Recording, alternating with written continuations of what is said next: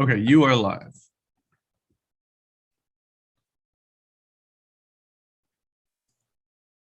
All right, awesome. Well, we are really excited to be doing this workshop today. Thank you everyone who's able to join us. This workshop is titled Build Your Identity Solution Using Hyperledger Aries. We're excited to have a great group of moderators and instructors today. We are excited to talk about the Hyperledger projects that have made production level decentralized identity solutions possible in various use cases across the globe. For introduction, my name is James Schulte, and I do business development here in DCO. And I personally help companies from around the world and from various industries learn about Hyperledger Aries and Indy and how they can be used to solve complex business and social challenges using decentralized identity, which is oftentimes referred to as self-sovereign identity or SSI. I'm sure you've heard a mix of those three terms. There's a couple other terms for it as well, and today you might hear a mix as well. But this technology is an open source protocol that enables these technologies to work. The work that the open source community is doing with these projects is playing an important role as more and more enterprises and governments move towards decentralized identity models. And today we're lucky to be joined by some of the world's leading digital identity engineers who specialize in these protocols. And you'll get a firsthand walkthrough on how you can use these tools to build your own decentralized identity solutions. As mentioned a few minutes ago, in terms of technical support and questions you have throughout the workshop, you can drop your questions in the Aries channel on the Hyperledger chat. I think it was previously called the Hyperledger Rocket chat. Drop your questions there. We have multiple DCO team members who are watching the channels there, and we'll get to you as soon as possible. If for some reason we're not able to answer your questions then, the questions will remain there on the channel, and we'll come back to as soon as possible to help you as you work on your own projects. As I said prior to today's workshop, you should have received a set of prerequisites or instructions to get your machine set up to participate in the hands-on portions of the workshop. If you've not done this, don't worry. We're happy to have you here, and feel free to follow along and watch as our instructors do the demonstrations. And as mentioned, today's recorded session is going to be available on Hyperledger Foundation's website, along with the instructions and links to all of today's materials. So feel free to go back and access that at your leisure. So we hope that today is a valuable resource to your team as you work on your digital identity solutions. And with that, I will hand off to Scott Harris, who will be leading the first segment of today's workshop. Thank you, James. Great preamble there to get us set up for a really productive and good day of education and discussion. My portion of the program here is called What is Decentralized Identity? It's sort of a why are we here doing this in the very big picture sense. For those of you that are maybe newer to the space, this should provide the sort of philosophical groundwork that says, why does this technology even exist? Why was it created? And what are the values that are going to be derived from it? If you've been in the space or circling around it a little bit longer, it may be a bit of a review, but I think it's good to have a leveling of the playing field here before Len and Daniel, Shar, and Sam get into the technical content. So it'll give some context to everything that they're saying and talking about today. My name is Scott Harris. I'm the VP of Business Operations at Indicio. I wear a lot of hats. As you can see by my profile picture, I'm probably the kind of guy that likes hats. One of my roles, in addition to helping Indicio work effectively internally, both between our work groups and with our clients, is to do some problem solving in the use case side of things. So I work with our clients to help articulate the application of this type of technology and help them derive some business value very quickly out of this. And we've been quite happy with how that's turned out. So without any further introduction, here's some background. Why are we here? The internet and identity. This is a very old cartoon, I think from the New Yorker a long time ago. and it's still applicable today. And the truth is the internet was created without a way of identifying who's on the other side of that computer or that device. And in some cases, in many cases, anonymity is desirable. It does help protect our privacy. But I'm sure we're all aware of the ways that anonymity can be quite dangerous and also quite difficult for businesses to execute some of their functionality if they don't know who's on the other end of the line or who's communicating with them. And we'll talk about that on the next slide. The main reason we have identity systems at all, usernames, passwords, things like that, is to establish some sort of trust. The trust that we establish, however, only goes as far as the work that's put in at the entry point to that trusted ecosystem. So if we have a LinkedIn account and you've signed up with an email, well, anybody can sign up with an email and pretend to be anybody else they want. If you say, okay, I'm using my email to sign up for LinkedIn for my Gmail account, the question I would ask is, what did you do to get that Gmail address? And the answer, of course, is absolutely nothing. If you're like me, you probably have 10 to 15 email addresses floating around for various purposes. And again, that can be great to help preserve some of your privacy and protect some of your information. But when it comes to identifying who you are, or some attribute about yourself, it's very untrustworthy and not useful. So we need something better. To talk a bit about our terminology, we've already said the word identity probably 20 to 30 times today. So I think it's worth looking at what we mean by the word identity. It comes from a lot of different sources. This is sort of how the world looks today, that your identity comes from a pie, if you will, where a portion of it is generated and often held by these entities that give you some of this identity. What we really mean by the word identity goes beyond what your common definition might be, which would be your name, your address, your date of birth, eye color, height, weight, those sorts of things, to broaden out to be defined as a set of data that refers to a particular data subject. So a little bit of that is GDPR language, the data subject, but we'll talk, or the rest of our group will talk today quite a bit about an identity holder as a data subject and refer to that as a person, but it doesn't have to be a person. When you think about it, devices and IoT things have identities that are issued to them. Business enterprises have identities of their own. So everything that has any digital footprint has an identity in that regard, and it doesn't necessarily need to be the traditional definition of identity. The problem with identity right now is that it's largely centralized. And what we mean by centralized is that data is controlled and shared and handled primarily by third parties.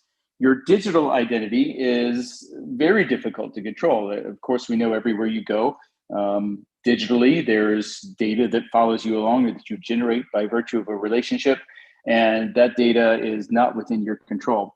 And we can't completely solve for that, but we can solve for some of the problems that are derived from that. And those problems are consent and compliance and transparency. So when we look at the centralized model, it kind of looks like this, where let's say a government might give you a traditional kind of ID, such as a driver's license. And often those, the digital versions of those sorts of things are shared between entities and outside of your control. Decentralization looks a bit more like this, and it's an oversimplification, really, of what we mean by this decentralization, but I think that's a good thing because a nice simple picture helps us wrap our heads around what we're after. The decentralization breaks apart those relationships, but puts the identity holder, in this case a person, at the center of things. And there's a bit of contradictory language there, where we think of a person at the center of their identity, but call it decentralization. So, of course, we mean decentralization in with the technical definition.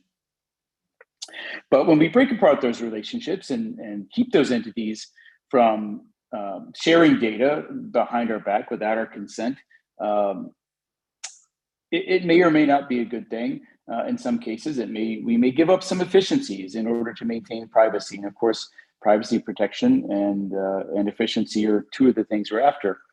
But this picture here with the pie pieces broken apart is really just a digital model of the analog world, where an entity may give you some piece of your identity, whether it's a government or a workplace. Imagine logging into your employer's website and your HR portal and downloading a tax record or a pay stub from your employer. That pay stub constitutes part of your identity that was given to you by your employer.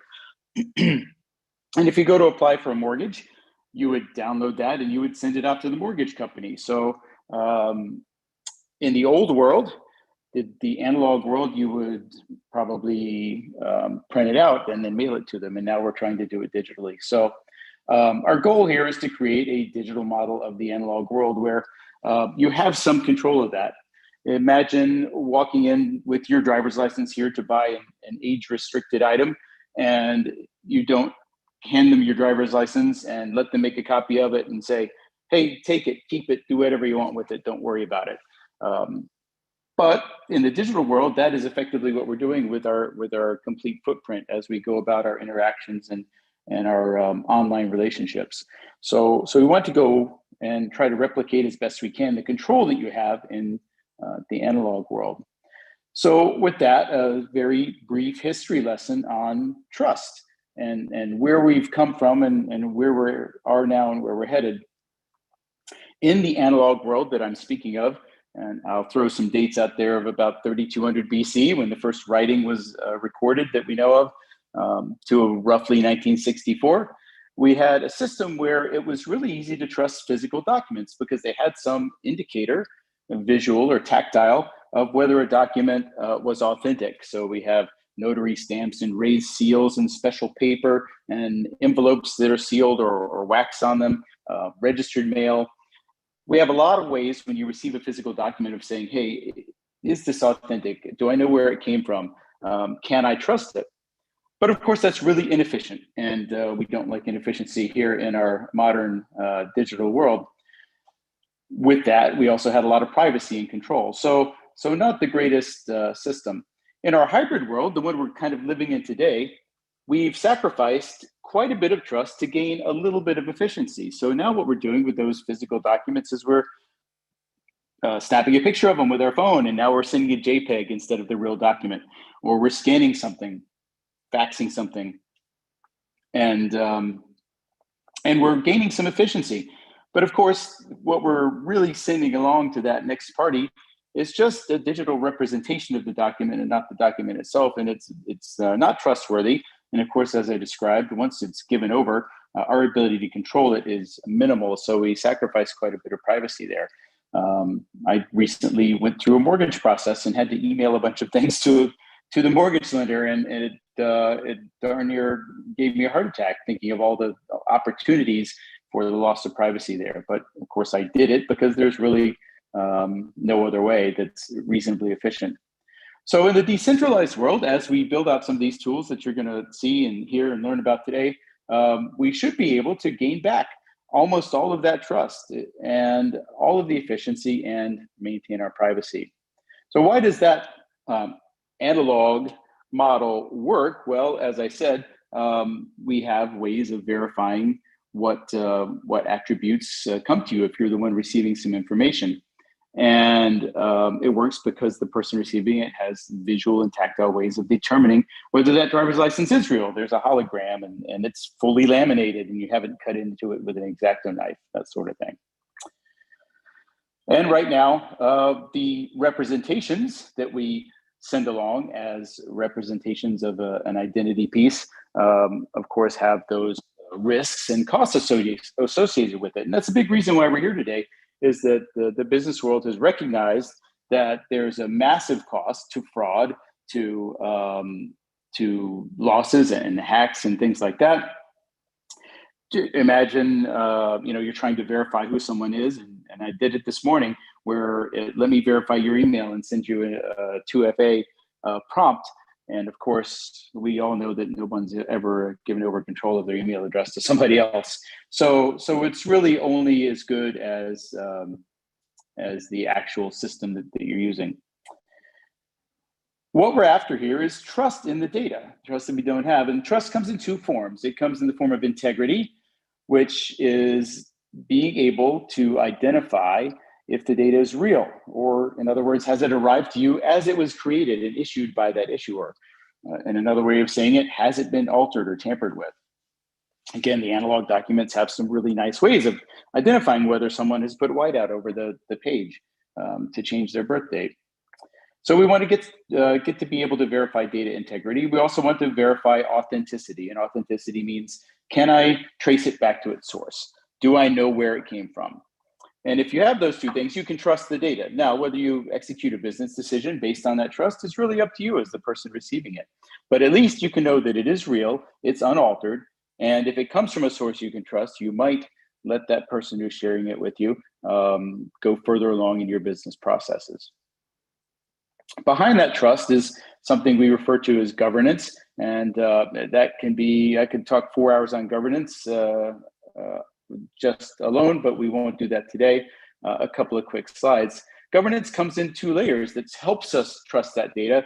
At the bottom, this is a lot of what you'll talk about today, is the cryptographic trust, which begins with Hyperledger products and the DIDCOM protocols that help them along.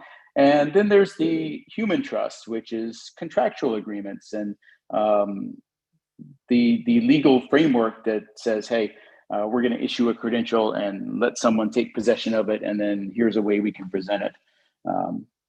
In another view, I like to refer to it as cryptographic trust, all of the things we're going to talk about today, and then philosophical trust, which is really just a business decision. You'll have to forgive my word wrap.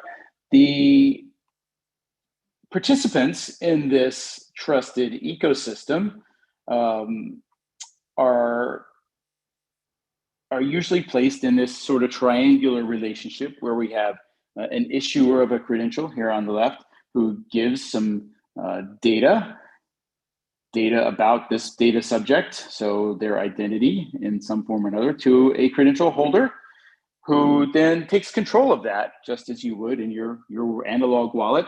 And when asked or requested for some data by a verifier, shares that with consent and transparency. So we have issuers, holders, and verifiers, and then we have the verifiable data registry or ledger, and the networks that support that type of data exchange.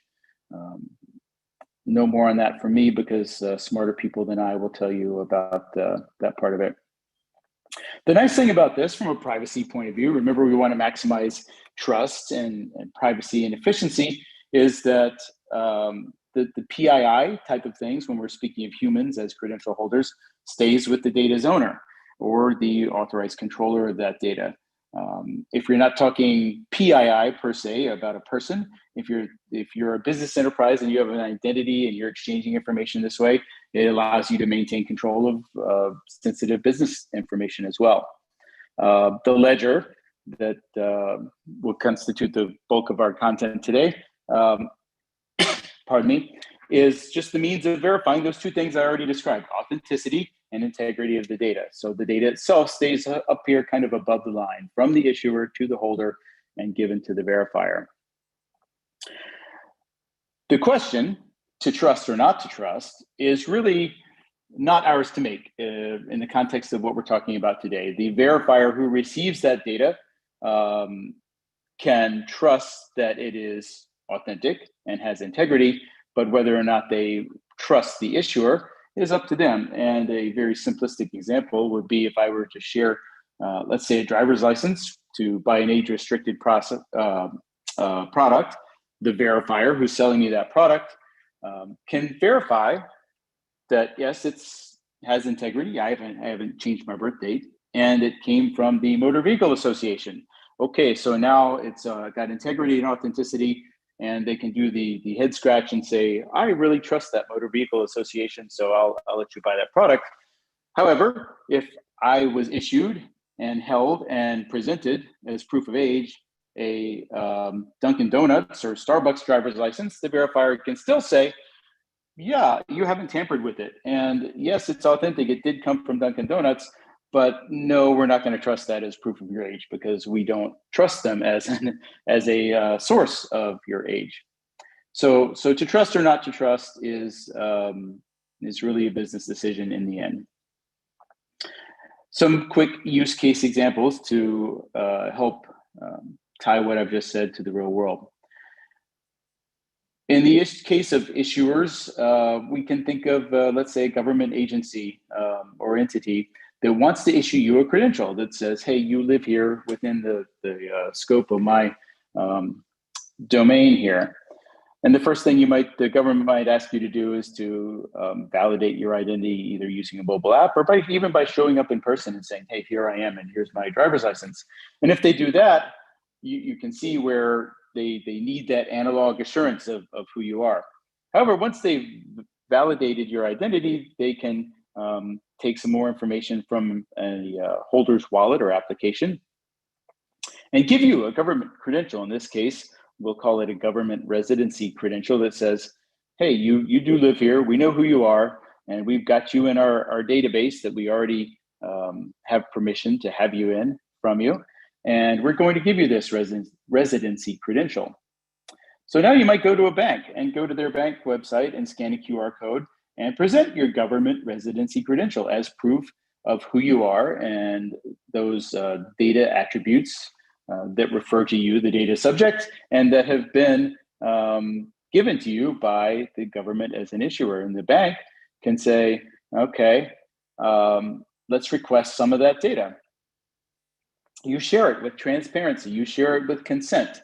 You have to take some discrete action often within the context of an application in your mobile device or in a cloud-based interface where you say, I consent to giving you this data.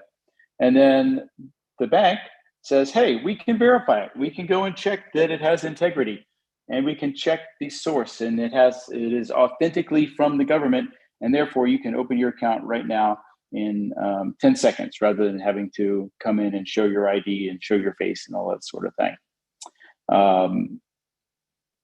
Once that trusted data is received by the bank and you've given them permission to have it and hold it and use it, they can use it to issue you a derivative credential, perhaps, that says, hey, here's your bank account holder's credential.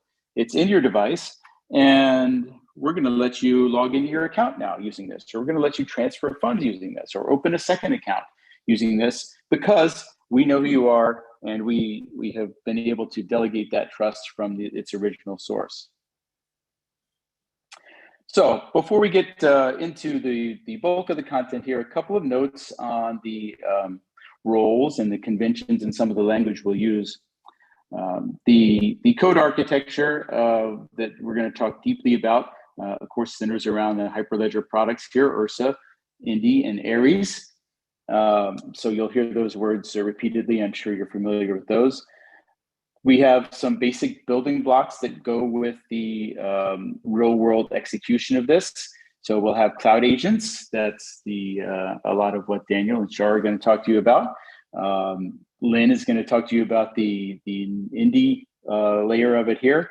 And we have edge agents, mobile devices, laptops, things like that, and mediator agents. And if you're not familiar with all of that terminology, my goal here was simply to throw those words out so that you may not be hearing from them for the very first time as you go through the more detailed presentations. I've spoken about issuers, holders, and verifiers, and those names will be used repeatedly.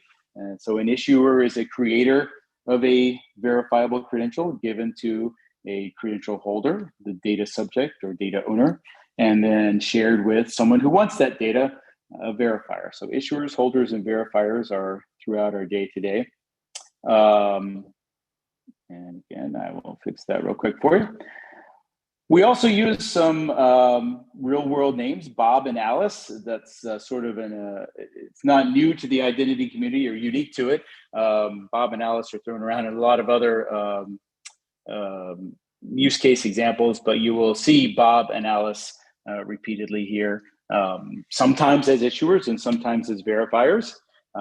They're not exclusive roles. Often roles overlap. So an issuer may actually give a credential to a credential holder, and then Bob acts as a verifier of his own credential. Likewise, and I apologize, I didn't do a good slide review there. Alice may also act as a verifier of her own credential, or take Bob's credential and then reissue from it. Very brief note on value. When we achieve the decentralized model that you saw earlier, trust, efficiency, and privacy, we are able to protect the data of individuals and be very compliant with things like GDPR, HIPAA, and those types of regulations. We use zero-knowledge methods and help businesses ensure compliance, in addition to making it efficient for all of their customers and end users. And so with that, we've got a very broad basis in why we're here. And up next for you is our presentation on Hyperledger Indie Networks by Lynn Bendixson. And I will let Lynn do his own introduction. And if you're ready, I'm going to stop my screen share and turn it over to Lynn.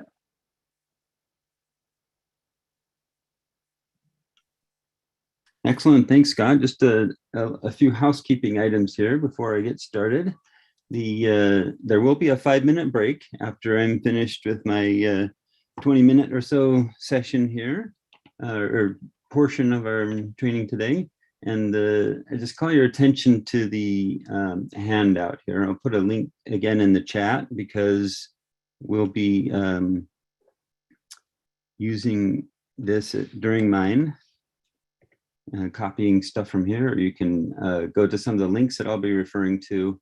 So if everyone can have their screen ready for the Indie CLI hands-on part of mine later in my presentation here, that'd be great. Time to get ready for the hands-on part. So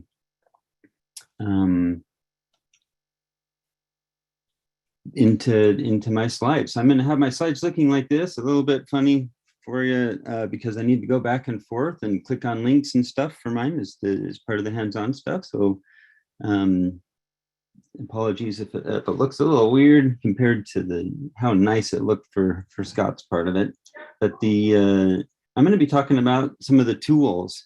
Scott gave you some of the background information. I'll be going a little deeper and telling you a little bit more about some of the tools. And I'm doing this because we want to share a little bit about some of the background, introduce some more terminology, and some of the other things. So before we get into the Aries part of it, just to give you an idea about how Indie works. So a little bit about me before we dig too deep into tools here. I am the Director of Network Operations at Indicio. This @Lynn Bendixson is my handle for every chat channel that I know about, I think. So you can get a hold of me there and ask me direct questions. I am I should say pending here, I think, because it's not quite 100% official. It's almost official. Be the co-chair in about 2 weeks of the TOIP Utility Foundry Working Group, along with 2 other excellent individuals. Utility Foundry means public utilities, so trust over IP. Wants to help people build networks through this working group, and I built a lot of networks. That's why I'm talking about some of these tools, is because I built networks and built network tools, and that's what I've been doing for several years now for both the Sovereign Foundation, helping to build their networks, and then also now for Indicio, I've built all of our networks for that. So that's my background and why I'm the expert that gets to talk to you about this stuff. So let's start with the developer tool. This one I didn't actually help write. This one was written by Patrick Stotts. Did a great job, to where I just had to copy the code and change a few things to make it work for our Indicio networks, as you can see here.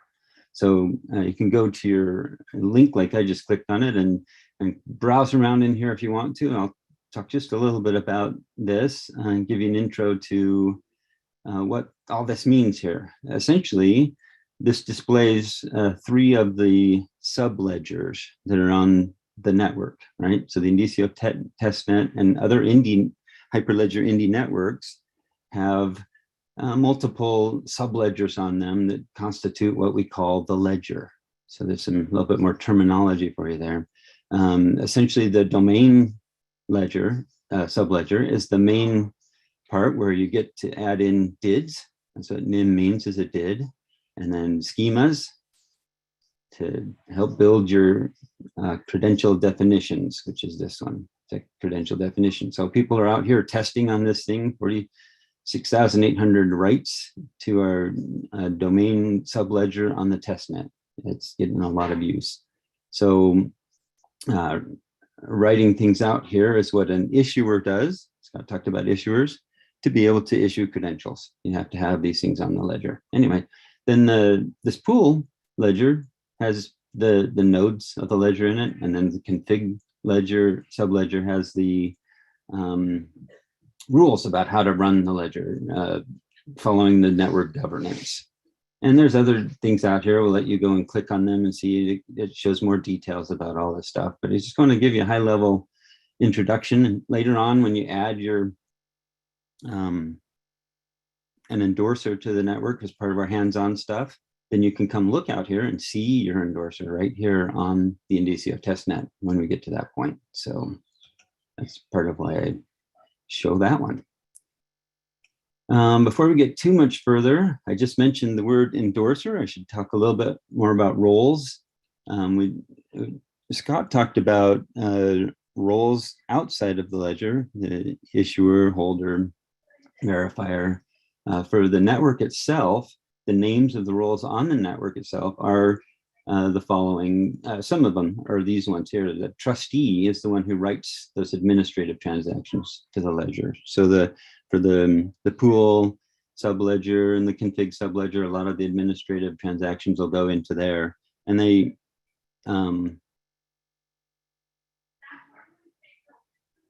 have sorry, I just saw a note that says, can you please do full screen? And apologies, I can make this a little bit bigger to make it easier to see, but we have some hands-on material behind there, so that we need to have it look like this. Again, apologies. So yeah, the trustee writes and governs the network through administrative transactions to help make things work. And then endorser, like I said, that's the actually only role on our ledger that's able to write the credential transactions. A trustee can't even write the schemas and the credential definitions and stuff that are needed to issue credentials. And we'll get more details about what all that means and why all that is, but this role here is the one that can do that. And he either writes them himself, making him the issuer, or an author can build transactions and then get them endorsed by the endorser. So an author can also be an issuer, or eventually could be an issuer, but they have to have their transactions endorsed by an endorser. And the reason for that is because on a main network, we don't, most people don't run main networks for free. That's the way they charge people to use the network, is to have these endorsed transactions. And so a company might be an endorser where they have clients that are authors where they endorse their transactions for them. Hopefully that gets you at least a start. There's a lot more information available online, and you can ask questions in the chat and we'll get you more information if you need it for that stuff. But the other high level thing we need to talk about is the transaction author agreement here. That is something that, whether you're an endorser or an author, you have to sign this if you are going to write transactions to the ledger. It means you agree that you're not going to write anything illegal, or you're not going to write any PII or anything else that's against the governance. And it's kind of a long thing to read, but if you read through, you can see that it makes sense. It's not super restrictive, but we don't want anybody's pictures out there. We don't want any personal identifiable information on the ledger. So that gets us to the next tool that I want to talk about, and that is the self-serve tool. We're almost to the Indy CLI. So if you haven't got your Indy CLI ready to go yet, your screen where you can start typing things in, now's the time to do it. But we're going to tell you a little bit about self-serve here first. I'm going to pop that guy up here. This is the self-serve web page for Indicio. Sovereign has one as well. Looks similar. Essentially, you type in the network that you want to use, and today we'll be using the testnet, and then copy in the DID and the ver key that you get through a method we'll show you in a little bit, and then click submit, and that's all there is to it. And this help me get a DID down here can help you to get a DID on, it's got 3 operating systems, Linux, Windows, and Mac, so you can get in and follow the instructions to get an Indy CLI set up for being able to get a DID in that way. There's multiple ways to get DIDs, and we'll show you that way today, and then we'll also show you how to do it through the Aries toolbox.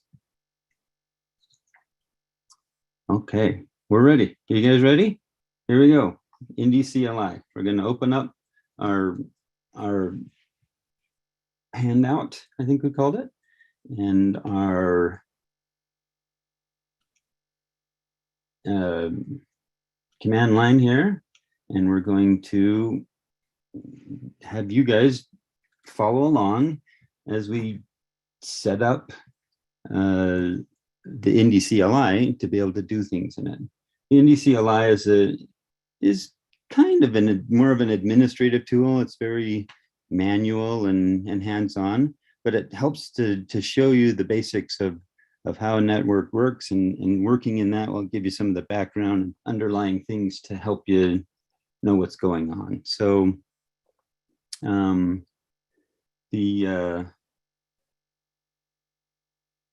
what else was I going to say about this? Oh yeah, so it's a place where you can have your own wallets and your own other, and then start managing your own DIDs and your own wallets and that kind of thing. So we'll just jump right into it. So here's what I'm going to do. I'm going to copy and paste this thing into over here. Oh, looks like I got that part already set up. You notice I have an extra G on mine. Now, you guys shouldn't put the extra G on. I'm running this from my own environment so you guys can see what it will look like from somebody who's already done this before and has a whole bunch of things already in place, right? So I already have a whole bunch of, let's see, someone has asked me to increase the font size because this is really small. Let me see if I can help with that. Nope, that wasn't it.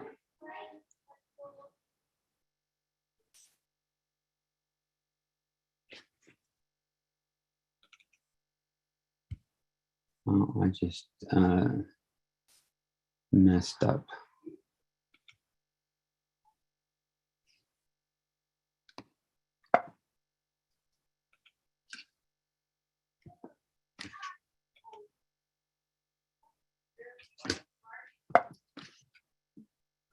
Somebody says Control+ to exit, but I'm on a Mac, so I can't do that, apparently. I'm going to stop screen sharing, see if I can get this fixed up. Apologies for the delay here. Joy, you ready to go?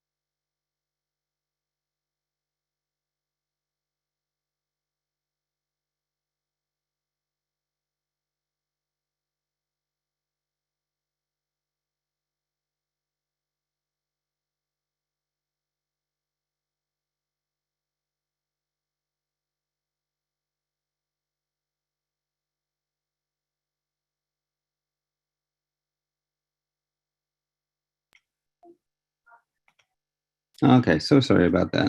I'm back.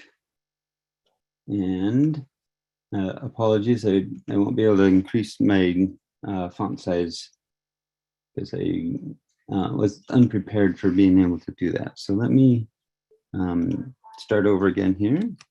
We'll paste that command in here and hope that I'm in the right directory. Okay, so this is what you should see on your screen is for session is used as transaction author agreement. Again, if you're not able to follow along or if you have troubles here, you can ask in the chat on Aries, sorry, at the Hyperledger chat channel and the Aries channel. And feel free just to follow along and watch what I'm doing and try it again later. All this stuff is not restricted to just during the session today. So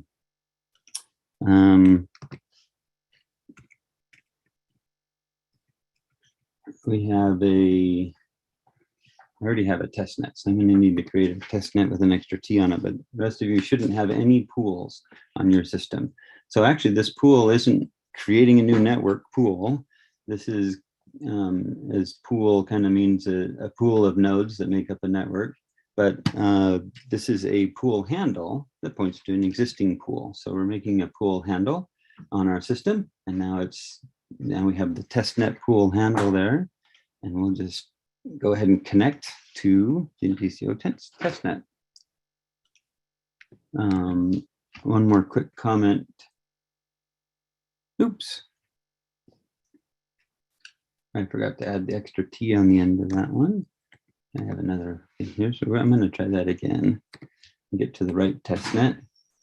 On the previous command, where it says gen txn file equals pool transactions testnet genesis, that if that file doesn't exist in the directory where you ran Indy from, you'll need to put in a full path for that. So there's just a little hint for you. Okay, so once you say you're going to connect to the Indicio testnet, which in my case is called testnet T, you can call it whatever you want, of course. And then you have to read the transaction author agreement. We talked a little bit about that author agreement. And first of all, you have to say you're going to read it. And then, as mentioned earlier, this just talks about what you can and can't write to the network. And we'll accept that agreement and agree to not do anything illegal or immoral or any PII or whatever on the network. So, and now we're connected to a pool, and that pool is linking us to the Indicio testnet. So we're going to keep going here. Copy the next command in here. The next thing to do is create a wallet, and this wallet will hold our DIDs, or as the network calls them, NIMs. And the first thing we'll do is type in this password. Doesn't have to be a really long one, because if someone has to break into your workstation or your system, wherever this is, before they can break into your wallet. So, but it does need to have a password in case someone does break into your wallet. And then break into your system. The next thing we're going to do is we're going to open that wallet. So we're using pretty much the same command.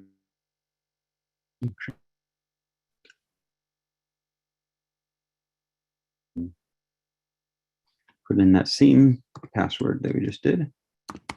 If you mess up your password or can't get in, then feel free to make another wallet of a different name to continue on with our example today. A wallet contains DIDs and NIMs, but it also contains the private parts of your keys and you're needed to who you say you are. Ledger or on the network. Only the public parts are stored on the network. All the private things that are needed to say you in this wallet. So there's a little for you there. Where did we get to? Okay. Then we're going to create a DID. Now, I kind of did a little bit of a disservice here, but I'll explain what I did here. What I did is I didn't make it so this has a seed associated with it. If you add the word seed to the end of this, you need to provide a seed for your wallet, seed or seed equals, and then, sorry, for your DID that we're creating, this new DID or NIM that we're creating. And what that does is that makes it so you can use this DID or seed again at a later time or in a different wallet. And then you store that seed in a special place and only you has access to it. And then if you lose your wallet, or if you need to put that same DID or seed on a different machine in a different wallet, you can do that and it'll have the same keys. And there's a lot of good reasons for doing it that way. But for our example today, we're just going to make one with an unknown seed. That's what this does, and create one as an example. So when you do it for real, that's what I'm saying. Learn a little bit more about seeds and creating one, and that's important for the real thing. When you really become an issuer, you'll want to keep track of that seed. And that's a super secret thing that you want to place.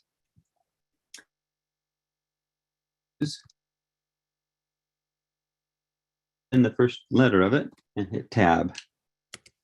And that's why you came to this training, so you know that you didn't have to type that thing in by hand or cut and paste it, that you could just hit tab complete and it would work. So now you have an active DID and you have a wallet. And if you look at the command line now that you have, you'll see that your DID is there and your wallet is there and your pool has been adding on as we went along here. So it sets us up for being ready to do things on the network. So far, everything we've done has been local though.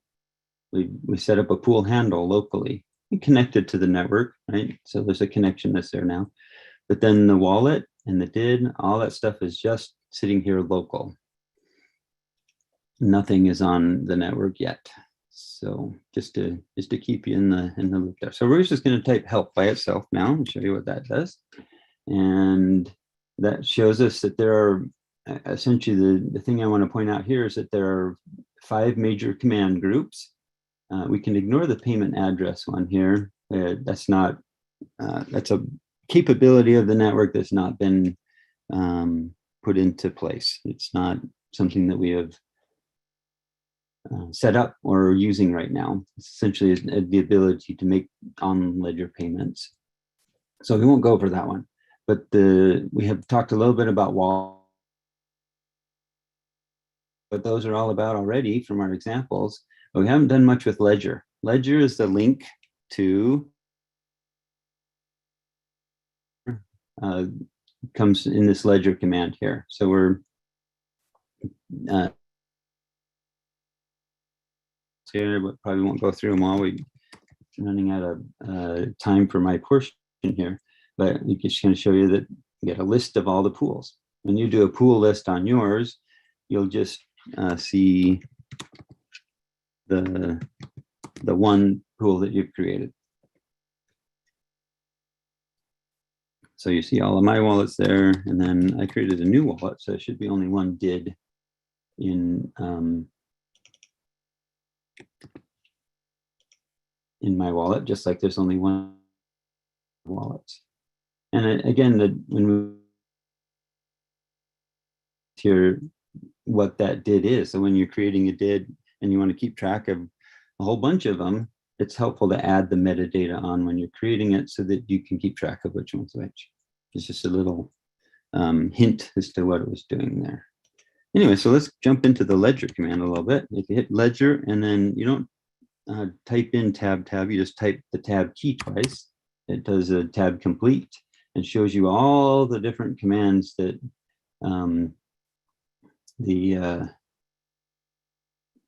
that come after the Ledger. This are all the subcommands, and if you type in Ledger help, it shows a whole bunch of stuff. It's kind of hard to read. It's too much stuff maybe. And so let's just get help for a single command, right? Let's pick the nim command, like we did in the example there. Ledger nim help. We can copy that command in now, and it shows help for the Ledger nim command and all the different things you can to add a did to the ledger or manage that did that's on the ledger. And so once you've added your NIM to the ledger, you can do a ledger get NIM, like the next command here. And so did equals, I don't think this one tab complete, so I got a copy of mine earlier and paste that in there. So ledger get NIM. What do you guys think this command will do? Will it show us our NIM on the ledger? No, because we haven't added it to it. So since we haven't added our NIM to the ledger, or haven't had an endorser add our NIM to the ledger for us yet, our NIM with no. So we'll just do a real quick example. We'll copy, oops, the show you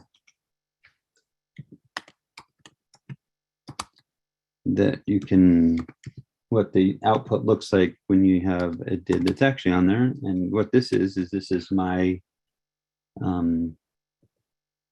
my trustee. So I'm a trustee on the test net, and because I manage it and help to manage it, and they and that's my public did for myself as a trustee on the Indicio testnet.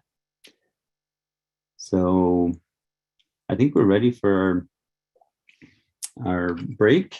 During the break, I'm happy to answer some questions and stuff, but let's cut now to our 5-minute break. And if everyone can come back, it looks like we can just go at the top of the hour, give you a little extra time and go to the top of an hour, top of the hour for our break. And feel free to keep asking questions, and we'll stay online during the break, and we'll see if we can help you out with any questions. Thanks, everybody.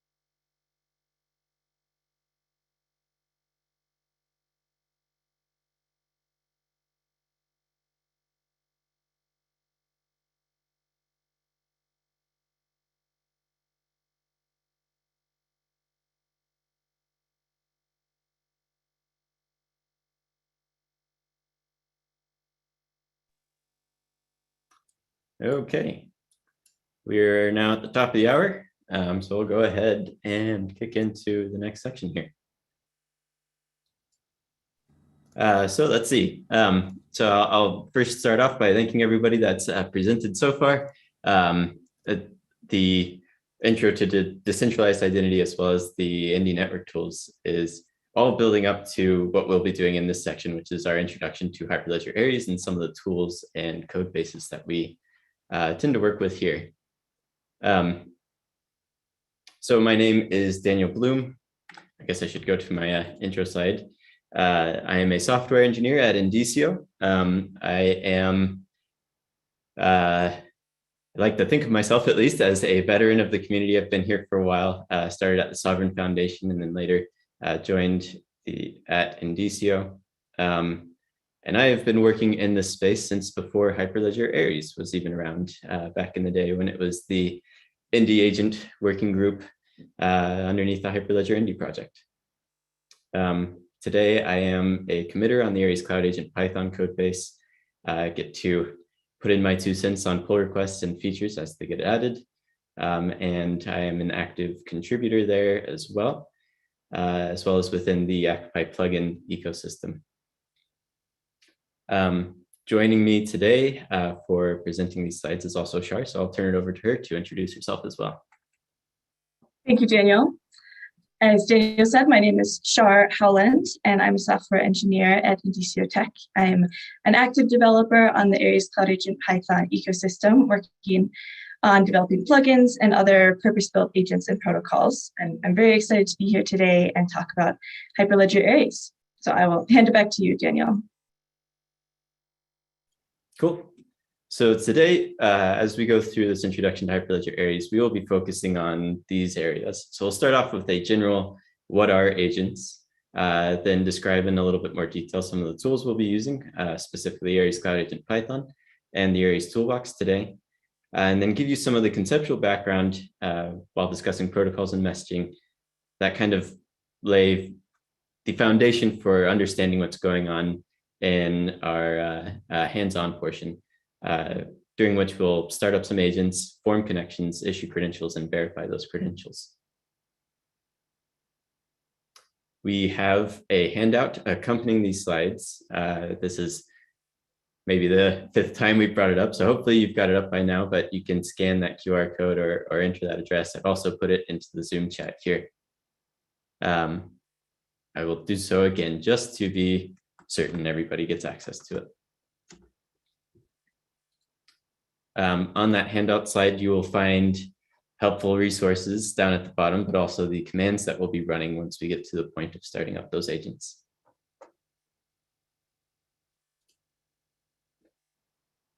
So first, with the conceptual stuff.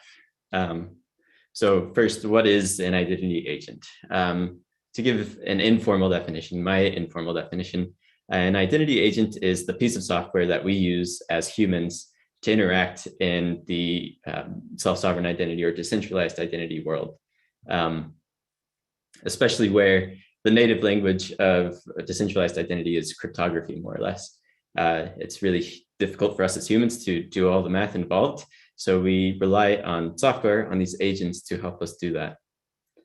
To give a more formal definition, identity agents act on behalf of a single identity owner. As Scott discussed previously, this could be an individual, could also be a business, university, government, as well as Internet of Things devices. Anything that it makes sense to attribute an identity to can be represented through an identity agent. These agents also hold and use the cryptographic keys to securely perform their responsibilities, of course, as we just discussed.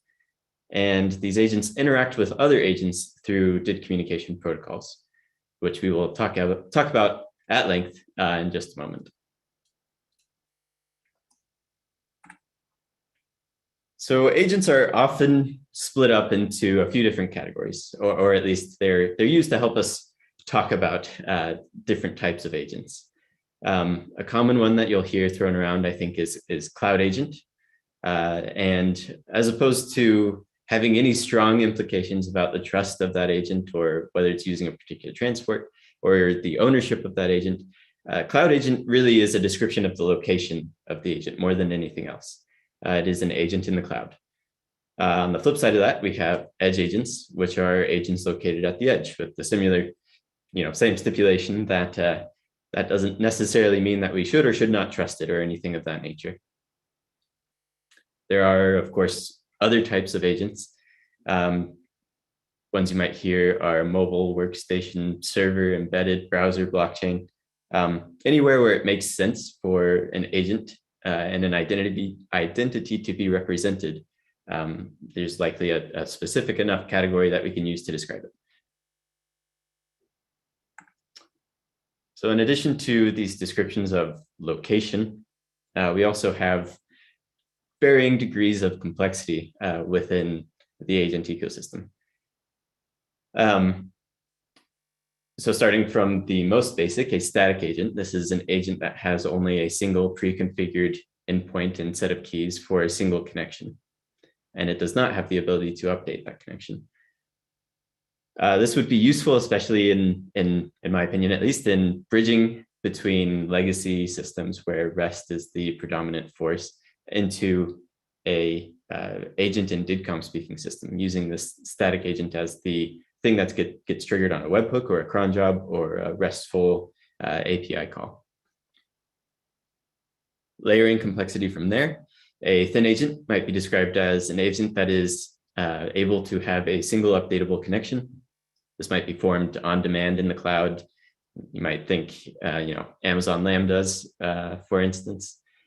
However, similar to a static agent, which is typically very purpose-driven, very use case-driven, the thin agent retains this narrow focus on its job. It has its one job and it does it well. And then going further from there, we have thick agents. And this is an agent that might have multiple updatable connections while still having a very specific purpose. The one that comes to mind most frequently for me when I talk about thick agents is a mediator agent. For those who are unfamiliar, a mediator agent is an agent designed to just hold on to messages for agents that are currently unavailable to receive them in real time. You might think of it almost as a email inbox.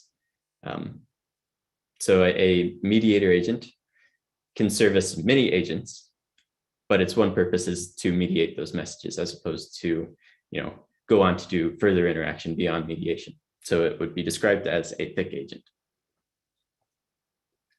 And then finally, the most complex, you might term as a rich agent or a feature-rich agent.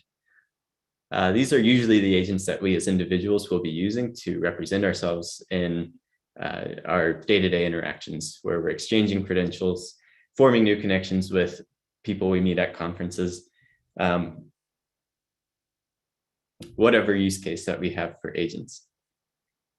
Even within the rich agent category, I would say that there is still a spectrum, more or less, of functionality where some agents might support one credentialing system and or some agents might not support credentialing systems at all and are purpose-built for, connections and interaction over messages as opposed to just credentials.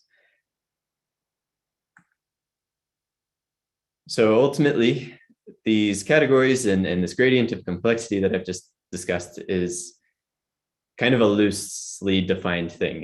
There's no hard and fast rule for exactly what an agent is. And that is because these categories are just here to help us succinctly describe our interoperability goals. So a cloud agent might be capable of more than what we might typically think of a cloud agent as being. That doesn't disqualify it as being a cloud agent, just helps us to understand generally this is what we intended for. Which brings us to the agents that we'll be working with today. To describe these a little bit more, we've got the Aries Cloud Agent Python, or ACAPI for short, as you'll probably hear me say the rest of this presentation. Aries Cloud Agent Python is just a little bit of a mouthful. And ACAPI is a foundation for building decentralized identity applications and services running in non-mobile environments. The Aries Toolbox, on the other hand, is a tool for interacting with Aries agents, and we'll explore a little bit more of its capabilities in just a moment. But to summarize, these are both open source building blocks that you can use for your own custom software solution to issue, hold, and verify credentials, as well as anything else you might dream up to use within a DIDCOM space. So Acopi is a server, or is rather server oriented. So I saw a question in the chat about whether Acopi could be used in mobile environments. You might be able to kludge it and make it work somehow, but it's not really intended for that. So you'll experience some difficulties there, I imagine, especially when it comes to receiving messages, where in a mobile environment, we typically need to actively pull from outside of the system due to the intermittent connectivity of mobile devices. Same story for browsers. You might be able to, push that square peg in the round hole if you push hard enough, but it's just not really designed for that. The benefit of that, though, is that Acopi is well suited for horizontal scaling environments such as Kubernetes or OpenShift. Acopi, excuse me, can act as an issuer, verifier, and holder of anon creds, which is what we'll be demonstrating today. But it also supports W3C credentials in JSON-LD format using ED25519 or BBS signatures.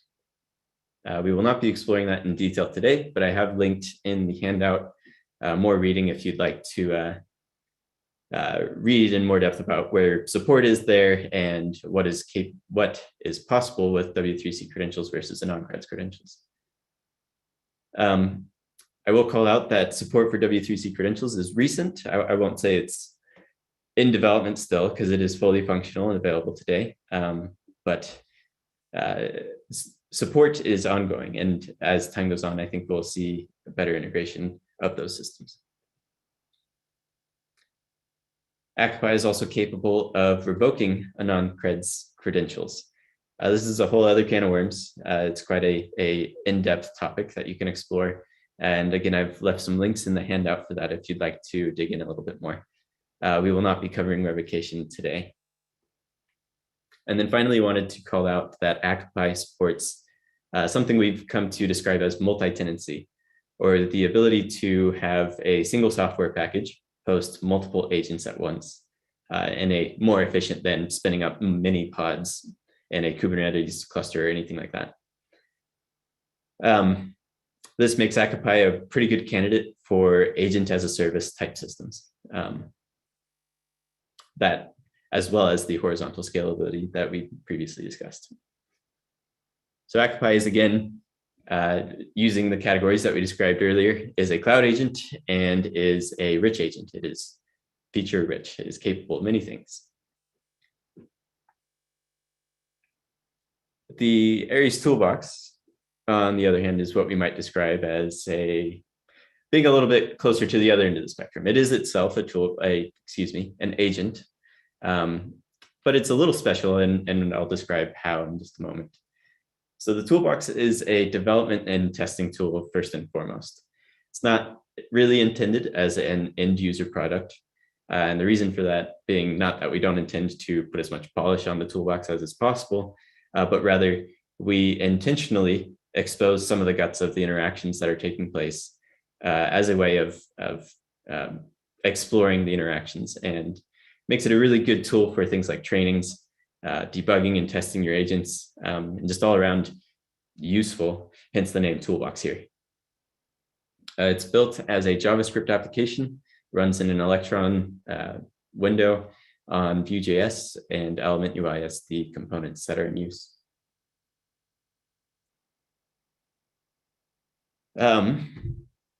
The Aries toolbox is a minimal, or again, using that gradient of complexity term, thick agent.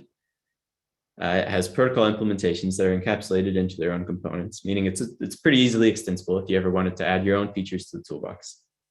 It also makes use of a feature detection protocol to determine what the connected agent is able to do, and then adjust the UI to match those detected features. The toolbox as an agent does speak DID communication protocols. These are special protocols used for doing debugging and testing and Puppet stringing of the connected agent. So using the toolbox today, it'll essentially act as a front-end UI for the Akapai backend.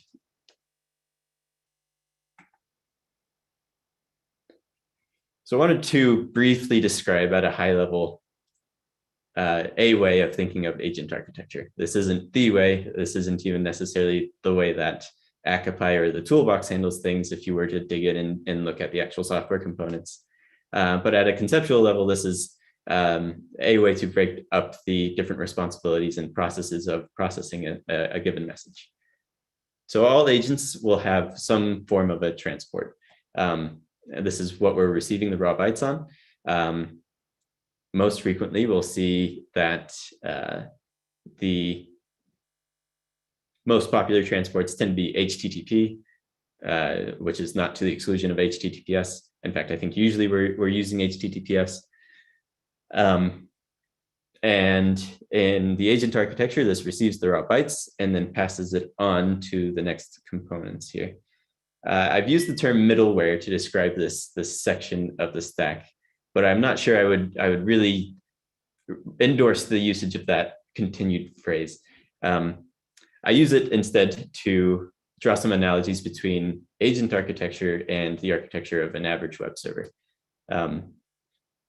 We receive a request, we get the bytes, we have middleware that adds data to the request, and then it gets passed along to the handler for processing. So agents work in a very similar fashion. We receive a message on transport, it goes to the security middleware, where it is decrypted and the security context is annotated onto the message. So once it arrives at the handler, we know which cryptographic keys originated the message. It's also passed to a state management middleware where the current state of an interaction is added to the request context, and then again passed on to the handler so that the handler can take the next logical step in the interaction according to the state. To answer a question I see in chat here real fast, the question is, toolbox means that it is a controller for Akapai. That actually segues pretty well into this portion of my slides here. So Akapai has all these pieces from our high-level agent architecture discussion contained within it. Akapai also exposes something that is generally referred to as the admin API. And a controller is connected through that admin API to the agent. And it is the controller's responsibility to handle the business logic. So making decisions about what needs to occur next based on what I as an individual or as an enterprise would like to do next. So forming new connections would be an action triggered by the controller within Akapai. Issuing a credential to one of your connections is likewise an action that would be triggered by the controller. This admin API is an HTTP API. So if you absolutely hate Python and want nothing to do with it, that's fine. You can write your controller in whatever language as long as it supports HTTP requests. Data is also sent asynchronously from the agent to the controller via webhooks. So when we asynchronously receive a new credential or receive a new connection request, that data is bubbled up to the controller, and the controller decides whether to proceed with the interaction or not. So to get back to the question that was asked, whether the toolbox is a controller for Akapai, the short answer is a nuanced yes. It is fulfilling the role of a controller in the sense that it is instructing the agent to perform a certain action. The nuance comes in that the toolbox is actually using a plugin, which I'll discuss in a moment, to do that interaction as opposed to the built-in HTTP API.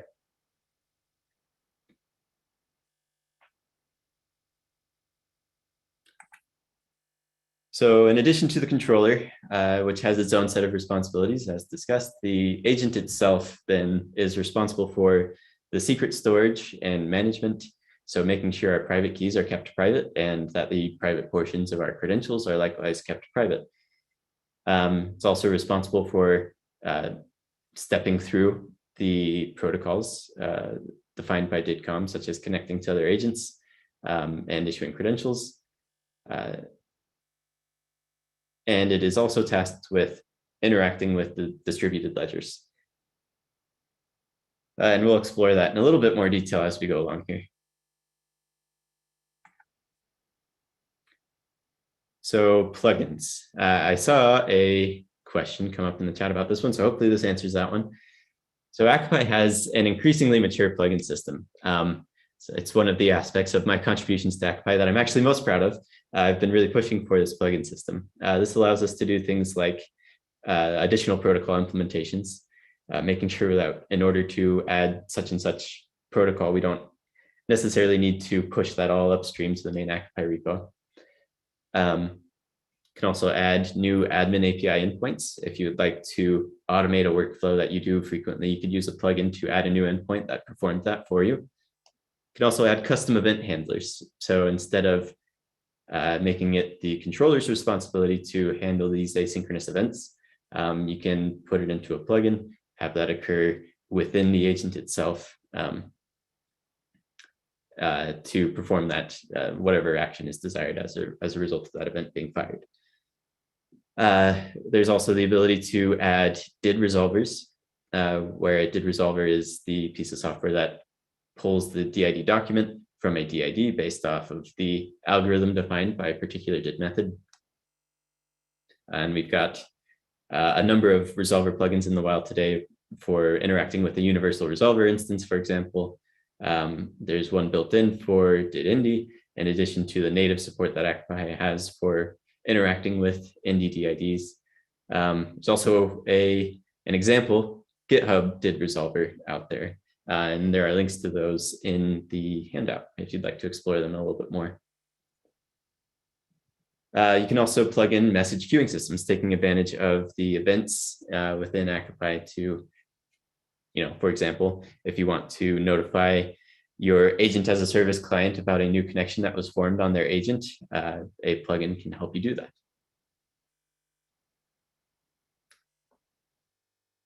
So the plugin that we're using today, and this is actually the repo that you've cloned in preparation for this workshop, is the Aries Toolbox plugin.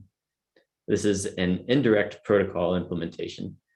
This is the DIDCOM admin API for instructing Akamai to take certain actions. And this is what we'll be using ultimately to use the toolbox with Akamai. So if I bring up a diagram of what's going on here, we have the toolbox. This is what is actually displayed to us. And then we have Akamai running with the toolbox plugin alongside it. The toolbox is communicating with Akamai using the protocols defined by the toolbox plugin. And then we're instructing the main Akamai agent to interact with another agent, Bob over here, who likewise is communicating back and forth with the Aries toolbox.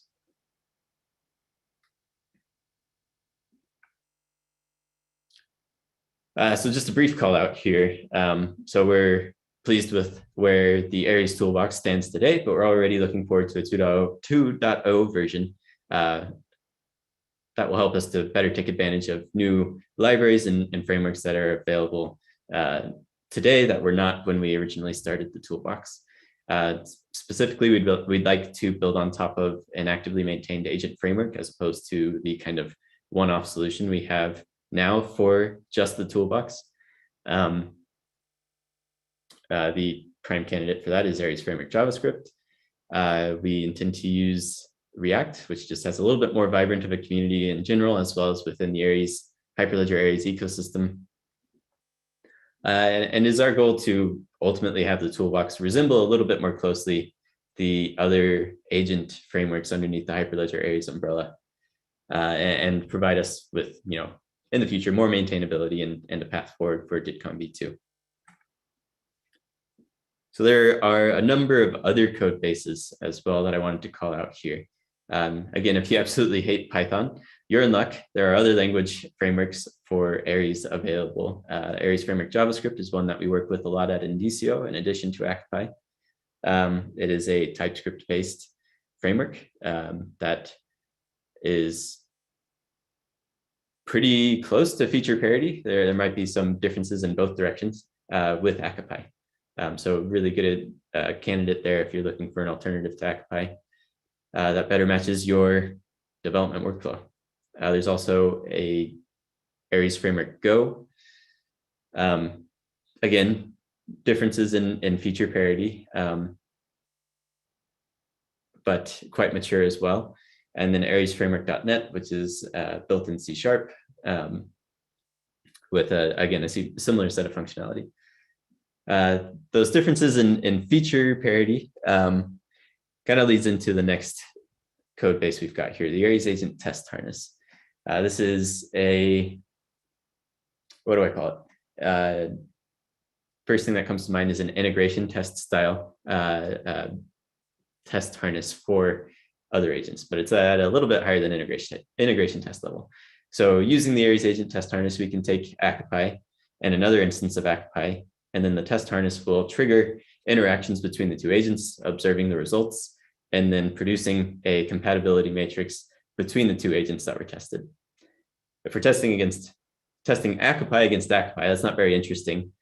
But when we do combinations of code bases such as ACPI against AFJ or ACPI against AFGO, by kind of going through the whole cross product of that matrix of possibilities, we get a compatibility matrix for the entire Hyperledger Aries ecosystem. There is a website that produces reports of that compatibility matrix on a regular interval. I'll have to add that to the handout. I believe that's not currently on there. Let's see. Other Aries agents and services that we have, the static agent Python library. I am particularly fond of this one. I'm the original author and maintainer of the static agent Python library. It holds a little bit of a unique place within the Hyperledger Aries ecosystem in that it is, I think, the only library purpose-built for static agents. So it's especially lightweight, but quite useful. We use it for testing other agents all the time, but we've also used it for proxy mediator service and in other contexts as well. There's also the Aries mediator service, which is a dedicated repo for deployments of a mediator. This is built using ACPI, and it provides us with that third party that enables mobile agents to receive messages when they're otherwise offline.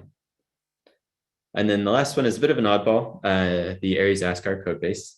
Ascar is a secure storage library, which is heavily inspired by the Indie SDK wallet. It is different from the Indie SDK wallet. It has seen a little bit more optimization, I believe, in terms of performance, but it's also a little bit more flexible than the Indie SDK wallet. And we anticipate that we'll see more and more adoption of this code base. It is currently pretty well supported within ACPI. You have the choice of using the Indie SDK wallet or Aries Ascar. But I think we'll start seeing adoption of it in other frameworks such as AFJ. And then finally, wanted to call your attention to the Aries RFCs repository. The majority of the content that is discussed today is directly available within the Aries RFC repo. Might take you a while to read through all of it, but it's all there. So the Aries RFCs are a great place to go and participate in the development of these protocols if you'd like, or just to see the specification if you're implementing one of these protocols within your own agent.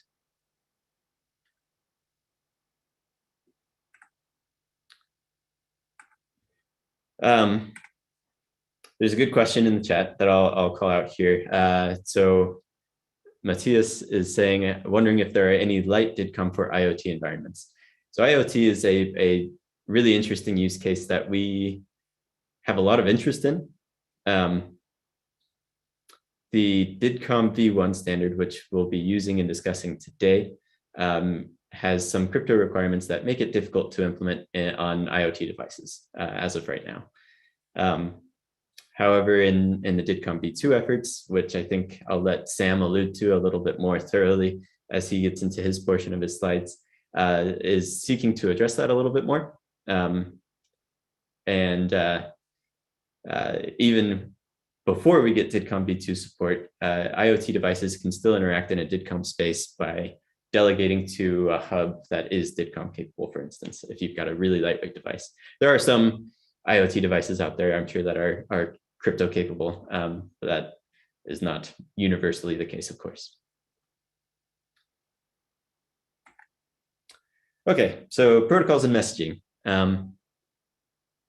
So this is a description of what's going to actually be taking place between the agents as we step through our hands-on portion.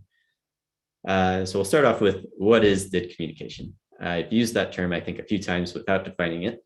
So a very simple definition would be where verifiable credentials are about a subject, about a owner of a DID, an identity owner.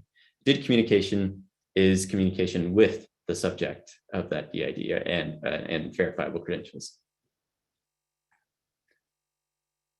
So DIDCOM is ultimately the way for DID and VC capable entities to communicate securely and privately, which by extension means that it is the way for credentials and presentations to be sent and received between parties.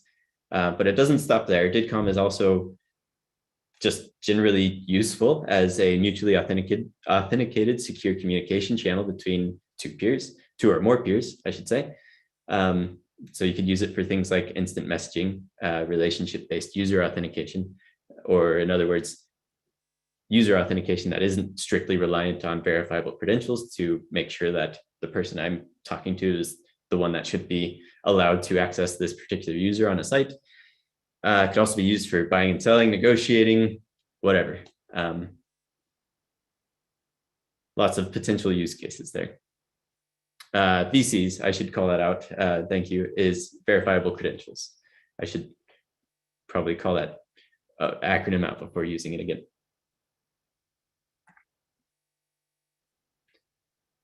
So DIDCOM has these 5 stated goals, which have a pretty significant impact on the shape and implementation of DIDCOM today. So taking the first 2 together, we have secure and private. This means that we are confident that the person we think we're talking to is actually the person that we're talking to. Or in other words, we're confident our communications are authentic. When our communications are private, we are confident that the information passed from us to the other party is completely opaque to a man in the middle who might intercept that message. There are, of course, a plethora of options today for secure communication, but where DIDCOM differs from these other solutions is these other secure communication platforms rely on key registries, identity providers, certificate authorities, browser or app vendors, or other centralized services to secure the communication. So DIDCOM differs first because it's decentralized. It is not reliant on a federated service to establish the bootstrapping of the trust and interaction. But it also has the remaining 3 goals of interoperable, transport agnostic, and extensible. So interoperability is kind of one of the big pieces that ties into decentralization a lot, in my opinion. So it is a first-class citizen goal for DIDCOM to be interoperable. That means it doesn't matter whether you're using app from such and such vendor with another app from another vendor. It doesn't matter what operating system you're on. Doesn't matter what decentralized root of trust or blockchain you're using. Doesn't matter what the programming language the agent was written in. Interoperability of DIDCOM means that there is no vendor lock-in, no lock-in based on any of these constraints that we often have to live with today. In addition to that, DIDCOM is transport agnostic, meaning that it shouldn't matter whether you're using HTTP, WebSockets, Bluetooth, or email, or the ongoing joke has always been carrier pigeon for transmitting your DIDCOM messages from one party to the other. DIDCOM is not dependent on those transports to make sure that the message is secured. And then finally, extensible. So this one's a little bit more loosely defined in my head, at least. But DIDCOM is an open standards that you can participate in the evolution of, whether that be adding messages to the standard set of protocols or adding a new protocol altogether. DIDCOM can be extended to accommodate that goal. Yeah, I'll leave it at that. So as a result of those goals, we also have a few other attributes or properties of DIDCOM that are worth calling out. So DID communication is message oriented with senders, with one sender and one or more receivers. On receipt of the message, the recipient can either take action or not take action, depending on the state of the relationship with the sender of the message, and can choose to respond with another message back to that sender. DID communication is also asynchronous, meaning that the participants in an exchange of messages are not required to respond in real time. In fact, they cannot be required to respond in real time. That is a stipulation of the protocol. So you might compare this to email, where you might receive a message and it is not at the protocol level a requirement that the person receiving the message immediately respond to that message. There might be some temporal implications as a result of the contents of a message, but that is delegated to the user in the case of email. In the case of DIDCOM, it is delegated both to DIDCOM protocols to determine whether there should be a temporal aspect associated with the messages being exchanged, or to the user to decide when they want to respond. Also, like email, DID communication is routable, meaning that in order to get from A to B, the message can be routed through C. So this means that DID communication natively supports mixed network-like behavior. So if you're familiar with the onion routing network, or Tor, it bounces messages around between a bunch of different participants in the network to help sever any traceability between the original sender and the final recipient of data sent over the network. So DIDCOM supports similar behavior by default with this routing mechanism. It also means that DIDCOM can transfer between different transport types at different hops in the route. So if I have an agent running in my closet, for instance, and it receives a message over HTTP, and it is instructed to relay that message onto my mobile phone, it can do that over Bluetooth, even though it was originally received over HTTP, without any breakdown in the security or authentication associated with that message.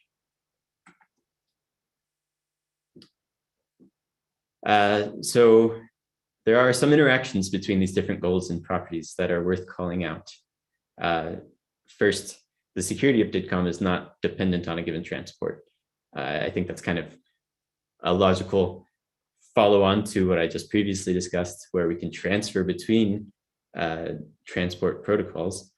That the security is actually wholly encapsulated within a DIDCOM message. That being said, we can use transports and routing to augment the security and usability of our agent systems. For example, using HTTPS as a transport, many of our current agent implementations benefit from perfect forward secrecy, which is a desirable attribute for cryptography. It's something I'm not really well versed in the details of, but you can look up perfect forward secrecy for more information on that. So they benefit from perfect forward secrecy today, even though that is still a long-term goal of implementing natively within DIDCOM. On the other end of that spectrum, though, we have requiring specific transports can actually damage interoperability. So if you're such and such vendor and you have this really cool transport mechanism that you just devised and came up with, and you require only that transport, you're out of luck when interacting with the rest of the ecosystem, which might be more reliant on or more frequently using other transports, such as HTTP. So instead, we encourage people to take advantage of these technologies and their special ability to make certain interactions more efficient through the use of protocols or internally within your agent infrastructure, as opposed to using that as the main point of entry into your agent, so that interoperability is not impacted. So we've discussed transports at length here. We've alluded a little bit to DIDs and their role in this interaction. I won't go into excruciating detail here. However, I will say that DIDs are instrumental in securing our communications, especially peer DIDs when it comes to DIDCOM. And these DIDs have the keys that we use to encrypt the messages associated with them. Building on top of transport and DIDs, we have DID communication protocols, which again, I've alluded to a number of times.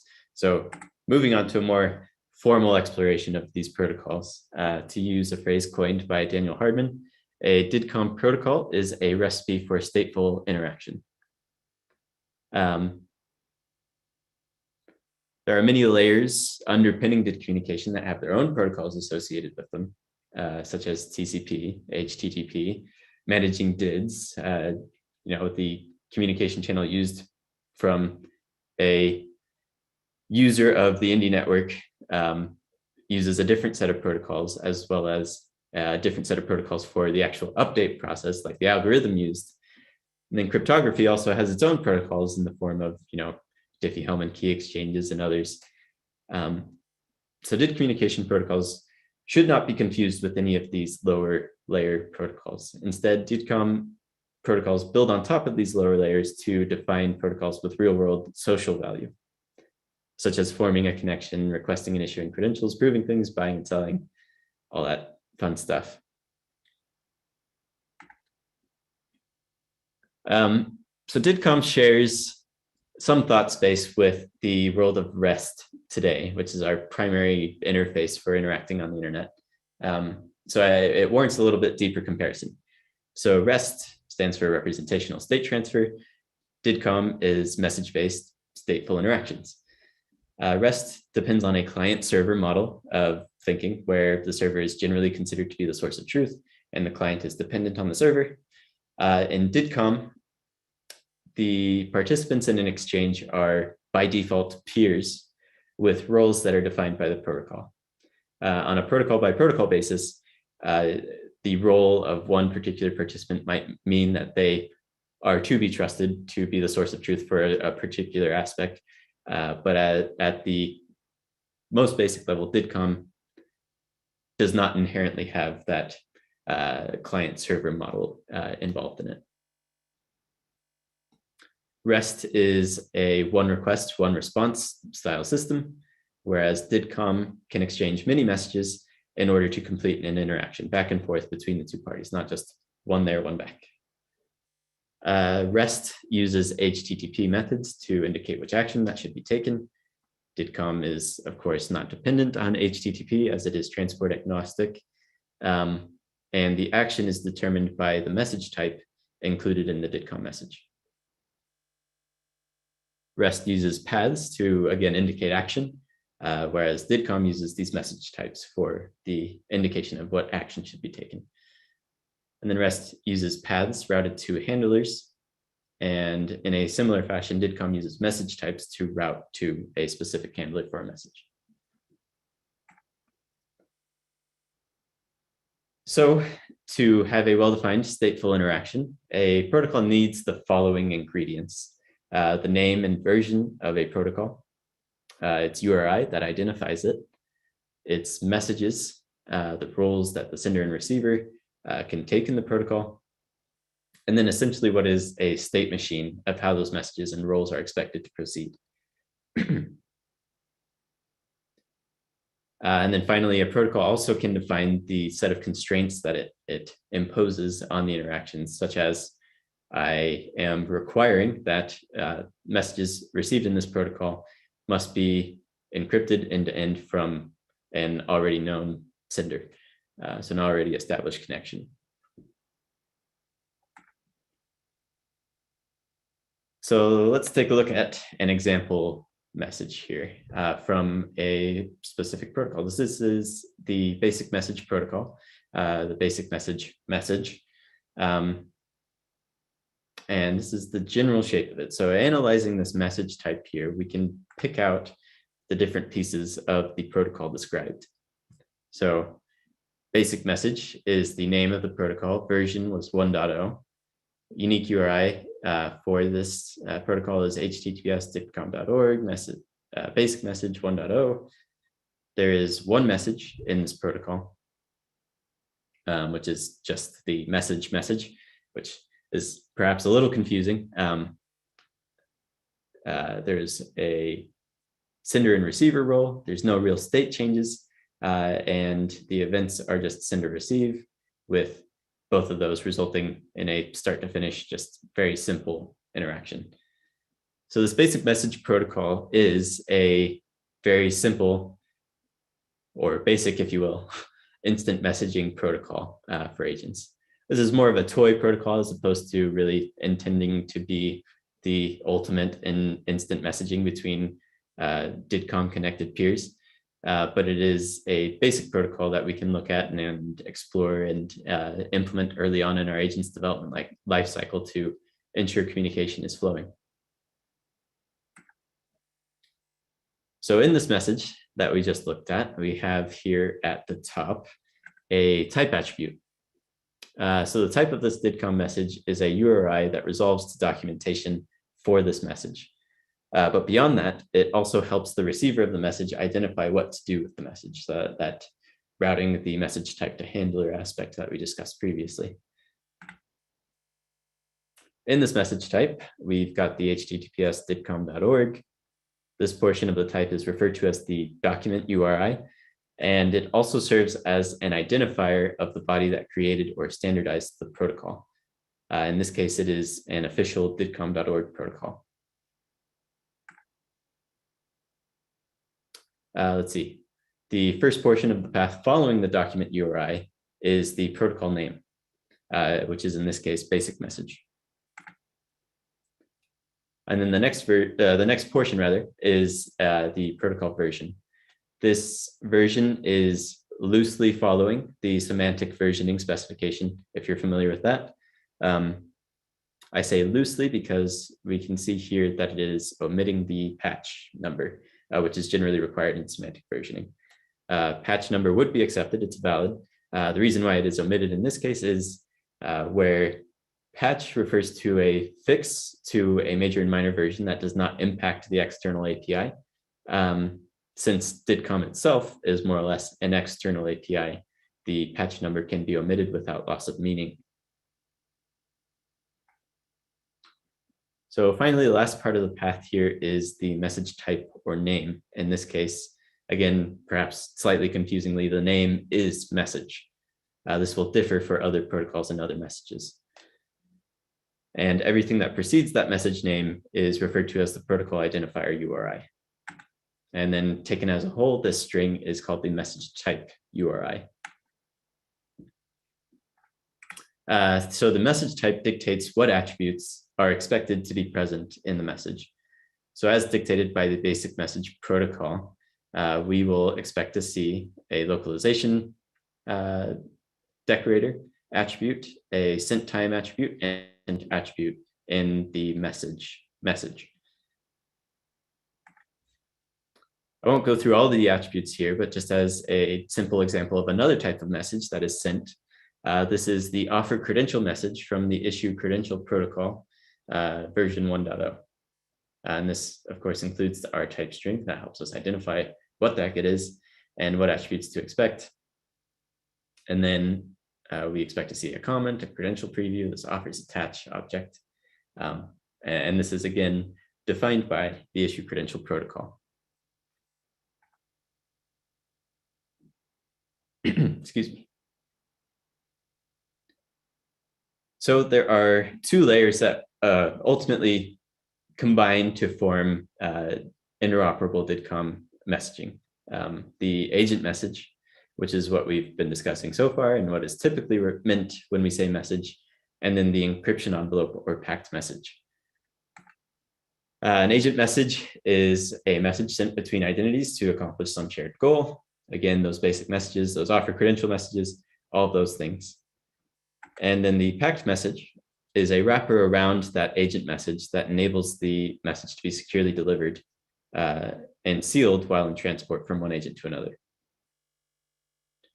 These message envelopes, encryption envelopes, have a couple of different flavors to them, anonymous or authenticated encryption. We typically only really use the authenticated encryption, so I won't spend a ton of time talking about that. These messages are end-to-end encrypted. So even if a message is sent from Alice to Bob through Carol, Carol is unable to access the contents of the message, can only see the external wrapper. For those who are aware of the JSON web encryption specification, this is a derivative of that specification. And there are ongoing efforts to further standardize this encryption envelope to better align with already existing standards. So if we take that example message again and then transform it into a packed message, the pseudocode operation for that might look something like this, where we take the message as our message parameter and we stuff it into this pack method that takes the recipient's verification key and my signature key. And verification key in this context refers to a public key in an ED25519 public-private key pair, and the signing key is the private portion. There's a little bit more going on in the background here than simply this, of course. This doesn't get into the details of how the key is transformed into an encryption key from what is typically just a signing key. The details of that can be explored in a little bit more detail at the Aries RFC repository. And the result of this pack operation is somewhat similar to this. So I've truncated a few values for brevity and clarity here. But each of these values are worth at least knowing generally what they are, I think. So the protected attribute here is a base64 encoded JSON object containing headers for this packed message. Inside of the headers, you'll see things like the algorithm, that's the portion where you'll see a lot of the standard JSON web encryption pieces. It also includes the recipients and the encrypted content encryption key. The ID is an initial vector that is used in the encryption and decryption of the ciphertext, and the ciphertext is the encrypted basic message that we just used as our example. And then a tag is an HMAC of those protected headers to ensure that these headers have not been tampered with in transport. Okay, so with that, we have reached our second intermission here. When we return, we will begin our hands-on portion with Shar leading, and then we'll step through forming connections and issuing credentials and all that interesting stuff. We are, again, pretty cleanly set for starting at the top of the hour, so I think that makes sense. So with that, I'll hang around and I'll observe questions in chat. So if you have any other questions that you'd like to follow up on, feel free to hit me up. Otherwise, I'm going to go on mute and enjoy your brief break.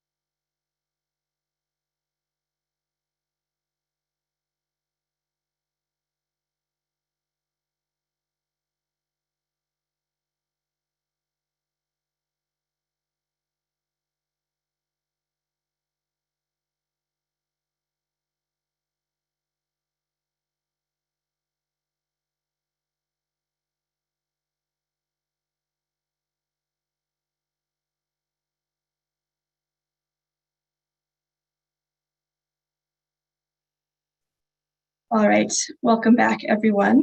I think we're ready to kick it off again and start moving into the hands-on portion of this workshop. So now that we've gotten the background information on the agents, Aries Cloud Agent Python, the Aries Toolbox, and DidComp, we're now ready to start up the agents, create a connection, and issue and verify a credential. And so in each of these next sections, we're going to walk through a demo with screenshots that indicate each step, where to click which buttons and what information to enter in. And then we'll transition to a live demo from Daniel walking through the same steps. So my demo with the screenshots is more of a quick primer for the live demo that you can follow along with Daniel to explore more deeply and demo additional interactions. And so the first thing we'll need to do is start up the toolbox and the agents. And so you may have tried this out in office hours or prior to this workshop, but we'll walk through it briefly here. And again, the prerequisite document outlines the steps for cloning both the Aries Toolbox and the Aries Occupy Toolbox plugin. And so if you haven't done that yet, you can follow those in the prerequisites document. And so we are going to run through these series of commands to start up the Aries Toolbox, and you can find these on the handout that has been shared so that you only have to copy and paste. And so in one terminal, navigate to the Aries Toolbox directory within the Get HL training directory. Run a Git pull to make sure that you've gotten all recent changes into your local repository. And then run an npm install to install all necessary dependencies, and then an npm run dev, which should start up the toolbox, and it should show up in its own window as shown here on the right. And now that we've started up the toolbox, in a second terminal, we'll need to start up the agents. And so we'll navigate to the demo folder within the Aries Occupy plugin toolbox directory within the Get HL directory. And then run a Git pull to make sure, again, that you've gotten any recent changes, a Git checkout to make sure that you're on the correct HL workshop branch, and then this Docker compose command to build the agents. And if you get a permissions error, it would be a great idea to run as administrator with sudo to solve that. And this should take 10 to 20 seconds, and at the bottom it will print a large QR code and an invitation URL that should look something like this window on the left. And so now we'll walk through some quick screenshots to show what this should look like. So on your Toolbox plugin terminal, you'll want to locate the invitation URL for Alice, as highlighted here. And then you can copy that and paste it into the new agent connection bar on the toolbox. And so after clicking connect, you will see Alice show up as one of the toolbox connections. And now we will scroll to find Bob's invitation URL. We will again copy that and paste it into the new agent connection bar. And then after clicking connect, we will see that Bob now is also connected to the toolbox. And again, just a reminder of what Scott mentioned earlier about the agents. These are Alice and Bob, commonly used names in cryptography discussions, and they're a placeholder for different entities. So it could be a university and a student, a business and a customer, could be people named Alice and Bob who have met at a conference and would like to connect. And so with that, I will hand it off to Daniel for a live demo of these steps.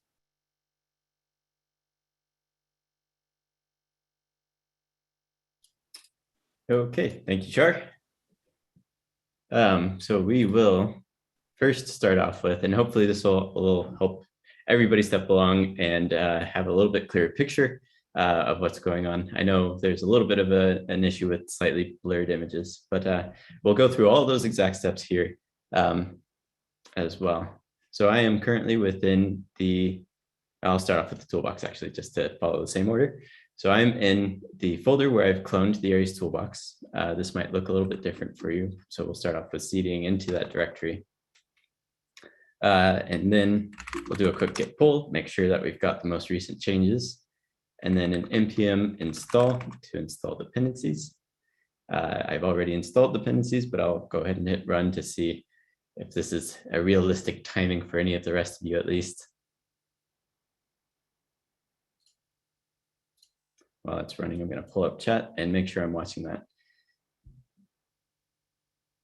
I'll try to be attentive to chat as we go through these steps. If there's anything that is really just not making any sense, feel free to send it there. Also, anybody who's seeing chat and would like to holler out anything that's unclear, let me know.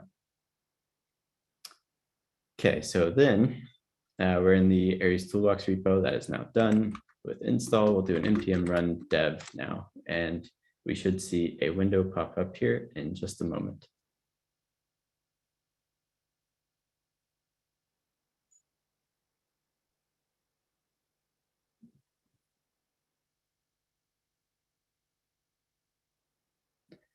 For any more technical questions, if you run into difficulties, I'd highly recommend directing those to the Aries Rocket Chat channel on the Hyperledger Rocket Chat, and one of our moderators there can help you out in a little bit more detail than I can here. So cool. So we've got the Aries Toolbox running, ready to connect to our agents, which we will now start up. So I am in the Aries Occupy plugin toolbox. I will now cd into the demo directory. And then the command that we want to run here is docker compose -f, and then specify our docker compose configuration that runs both an Alice and a Bob agent, and we'll do an up -- build for good measure.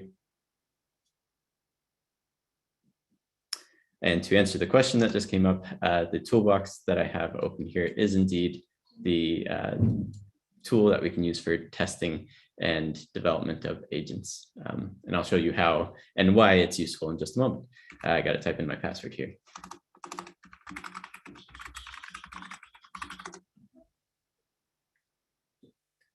Okay, so this should bring up a number of services. There are 2 services for agents and 2 services for tunnels that enable external connectivity. If you want to send an invitation to somebody over Rocket Chat, for instance, and have them connect to your agent, that is possible. And then we have our 2 invitations and QR codes spat out on the terminal here. So what we're going to use rather than the QR code is we're going to copy the text just above the QR code for Bob first, since he happened to be the last one in. And I'll paste that into the new agent connection box here and hit connect. We see some stuff happening in the background. This is actually the connection protocol taking place. Interestingly enough, Char will be stepping through that in just a moment. And now I need to scroll back up and grab the Alice agent invitation as well. Copy that and paste in here and connect. So once we're to this point, we can open up each of these agent windows. I'm going to say goodbye to my agent list for now. And we now have an Alice and Bob window here. I'm going to increase our sizing just a little bit and put these kind of side by side. So this is the Aries toolbox. This is the main view that you'll be interacting with when you're connected to a particular agent. There's a number of different features involved here. I'll start off by clicking into the Discover Features tab or section. I'm never sure what to call these. Section, I'll go with section. And this enumerates all the protocols that are supported by the connected agent. And you'll notice in here a number of credentials that are prefixed with admin in the protocol name. Admin issuer, let's see, where's another one? Admin schemas, admin DIDs, there's some more in here somewhere. And these are the protocols that the toolbox is detecting. And then based on that support is populating the agent to agent portion with. So regardless of whether your agent is supporting these admin protocols or not, these 4 basic toolbox to agent tools should be accessible and useful regardless. So we can send a basic message directly to Alice.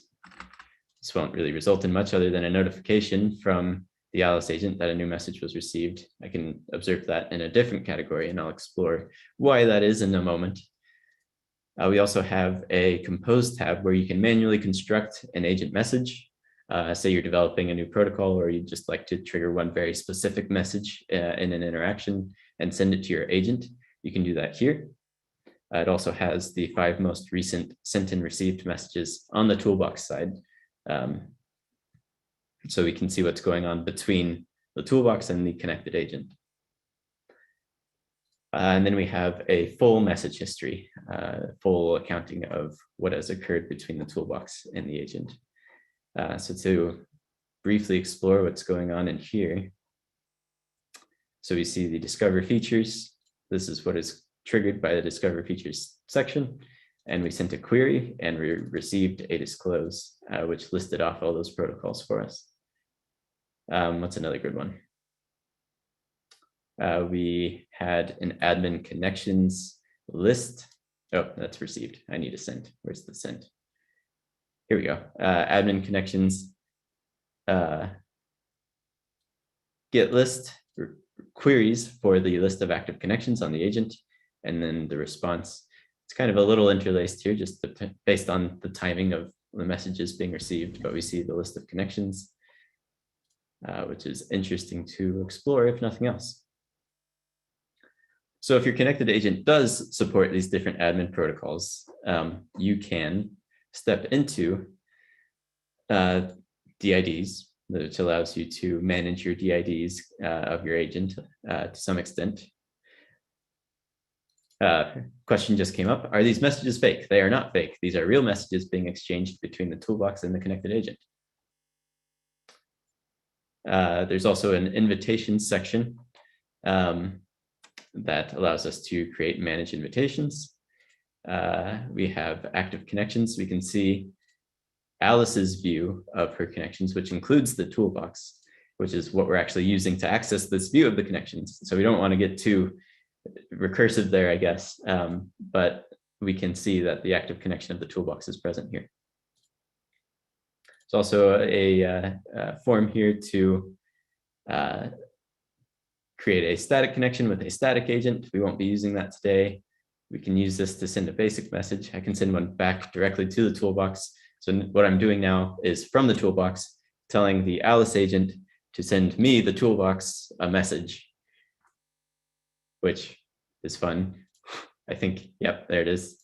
Shows up in a slightly different location. This makes a little bit more sense when we're remote controlling and communicating with other connections. And then we have credential issuance, which we'll be getting into a little bit more. I'll talk about this transaction author agreement a little bit more then too. Mediation and routing will be unused for today. My credentials, which lists off the credentials received by this agent, and a set of presentations that have been received. Verification, on the other hand, is requesting credentials from a connected agent. So these are my attempts to prove something, and presentations are the list of presentation requests I've received. So there's another question in the chat here. What are the differences between messages and DIDs? Good question. So DIDs are just an identifier, a decentralized identifier, which when resolved contains the set of keys necessary to securely send a message between two different parties. So a message, a DIDCOM message sent between two agents is dependent on there being knowledge of a DID in the wallet with keys associated with it and endpoints so that we can send that message. So with that, we'll now step into the next portion of the walkthrough, which will be actually a description of connecting the two agents, and we can take it from there. So I'll pass it back to Shar. Thanks, Daniel.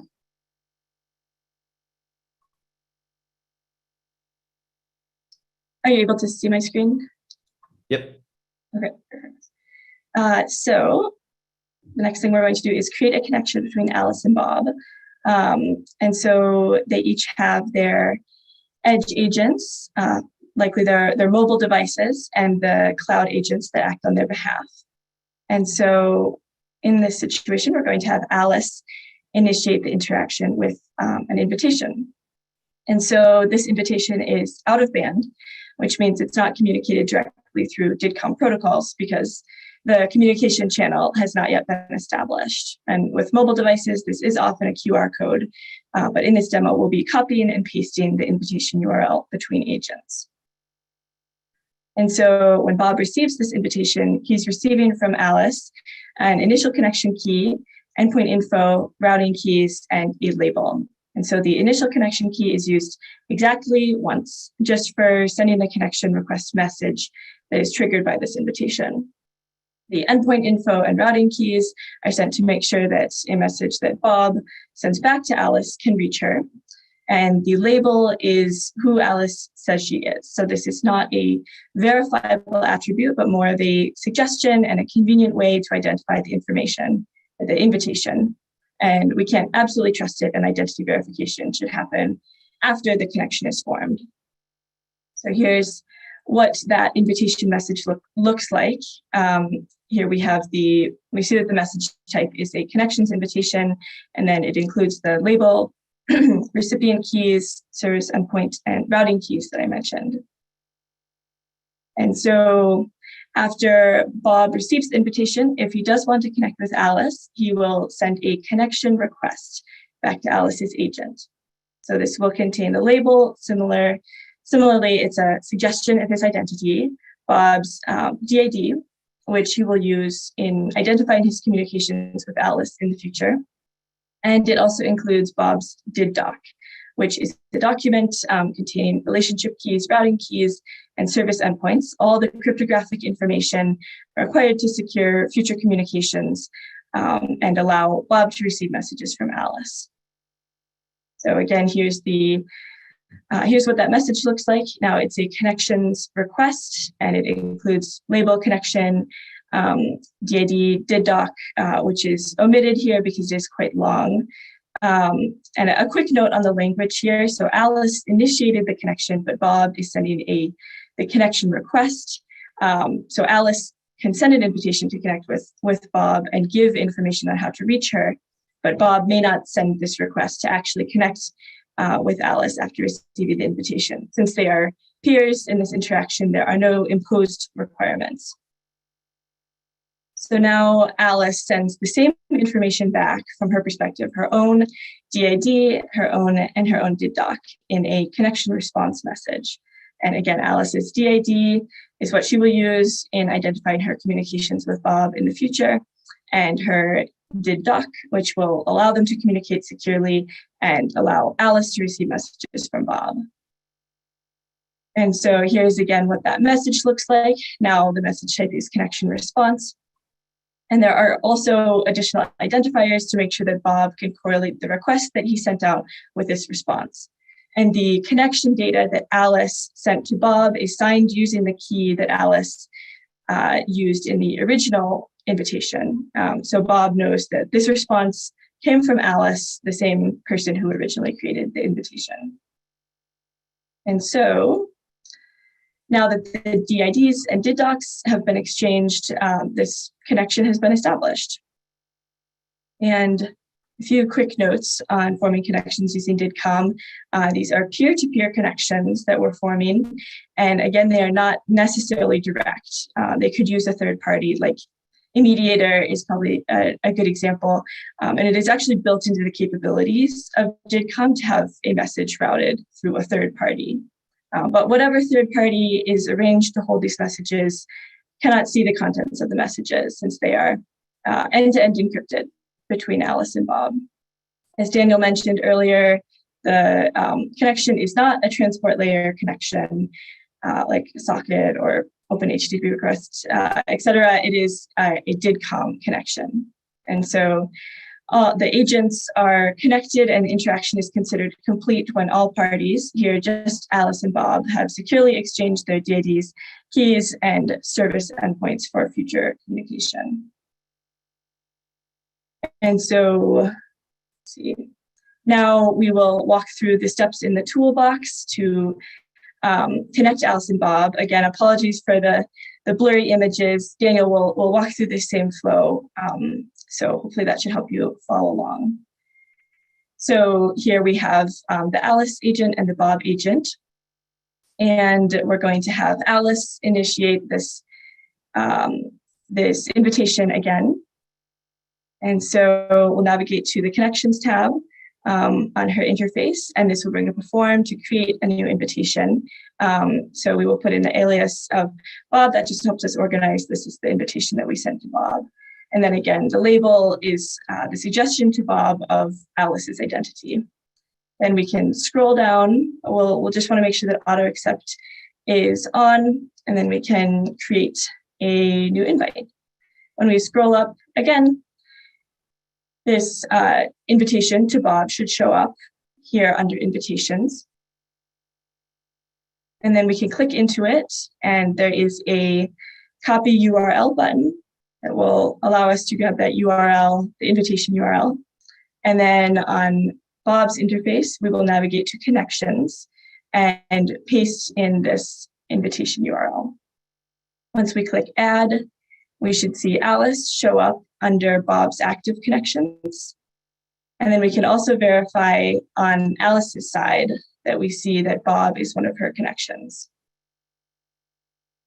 And so now Alice and Bob are connected, and I will hand it over to Daniel for a live demo of this protocol. Cool, thank you.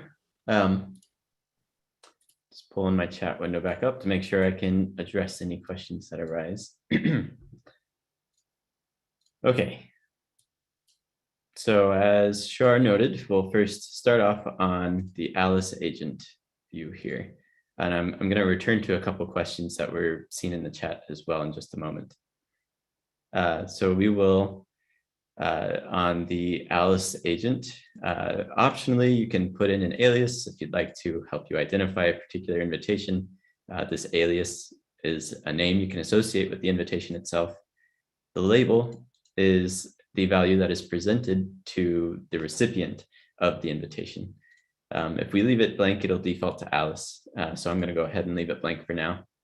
We just want to make sure that this auto accept flag is triggered for now. So we'll create this new invitation. Alice now has it. We can copy the URL.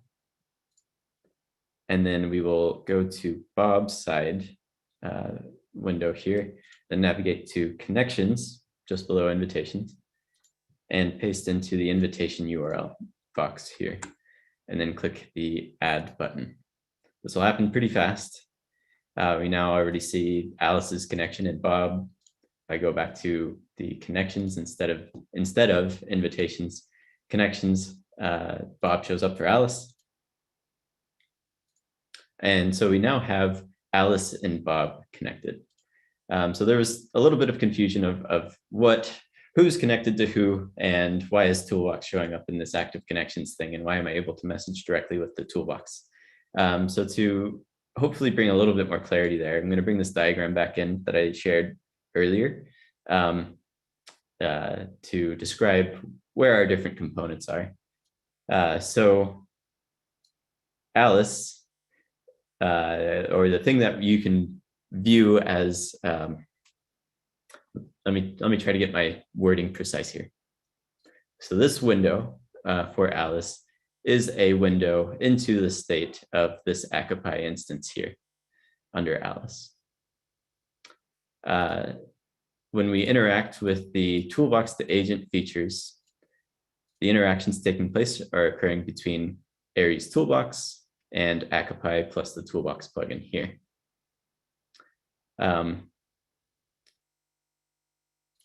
So that's why we can send a message directly to the Toolbox. The Toolbox itself is actually a connection of Alice. And so when we look into Alice and see her view of the world, we see the Toolbox present there. We just have a limited set of functionalities that we support with the Toolbox. And so we don't do verifiable credentials exchange here. And that's why we've got Bob to interact with. So if I now go to messages, and if I select Bob and I send a message, I guess I should do something a little bit more interesting than just jargon. Let's say, hi, Bob, and send that. What has taken place is a command from the Toolbox has been sent to the Toolbox plugin, which triggered Akapai to send a basic message to the connection specified in the command which in this case was Bob. And so by sending this command along this transport mechanism from toolbox to Occupy, we're telling it to do something between these two parties. So a message was sent. If I view messages on Bob and then select the Alice conversation, I see that message has arrived. So what's occurring on the other side then is Bob, on receipt of a new message, the toolbox plugin captures that event and sends a new message to the toolbox, which then updates our window here.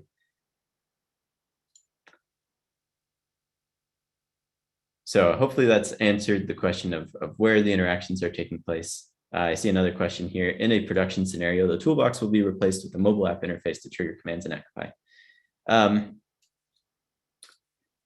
I think this is more reflective of a controller scenario. So if we think back to the controller, which is interacting with Occupy over the admin API and HTTP, we typically use that from the enterprise perspective. That is where Occupy is well suited. For mobile agents, usually we would like to have all the data as close to the user himself as possible, him or herself as possible.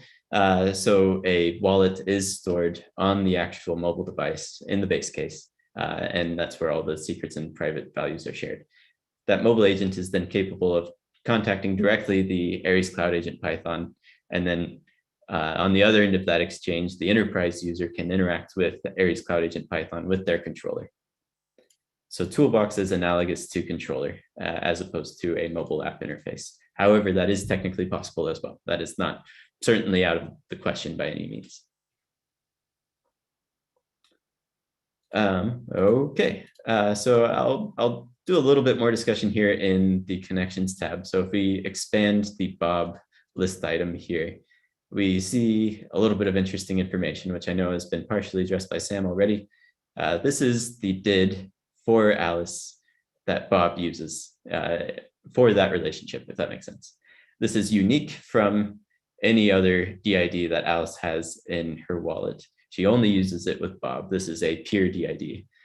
This DID is never written to a ledger because we like to keep these DIDs private, so the context of that DID remains something that is only present within our wallet. This removes points of correlation that can be used to fingerprint attack people and observe traffic as it flows between parties. So by keeping it pairwise, off ledger, we have better privacy guarantees there. It's also notable that this does not include the did : method : prefix. This is a topic of ongoing work within the Occupy community. Occupy, as a very early entrant into the identity agent game and one of the first Hyperledger Aries agents, has a little bit of a history behind it that I won't get into too much detail, but this is an NDDID, an NDNIM, if you will. And in the very near future, these will properly be prefixed in all views of this DID. In this particular case, since it is pairwise, I should clarify, this would actually be a did : peer : and then a did value. Okay, with that, I'm going to pass it back to Shar for our next steps. Thank you, Daniel. Great. So now that we have connected the agents, we can practice issuing and verifying credentials between them. And so the issuer is the entity who decides which credentials to issue and to whom. You might think of how a university will issue a diploma to a graduating student, or how a business issues a credential to employee, perhaps to give access to facilities, for example.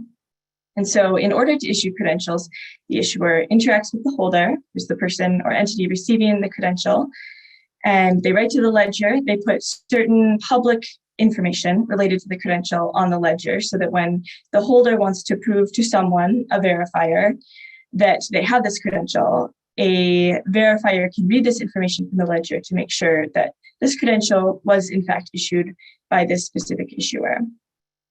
I'll also briefly call out that we are using Indie and OnCreds, as Daniel mentioned earlier, for this workshop. So there are specific schema and credential definition requirements specific to a non-creds.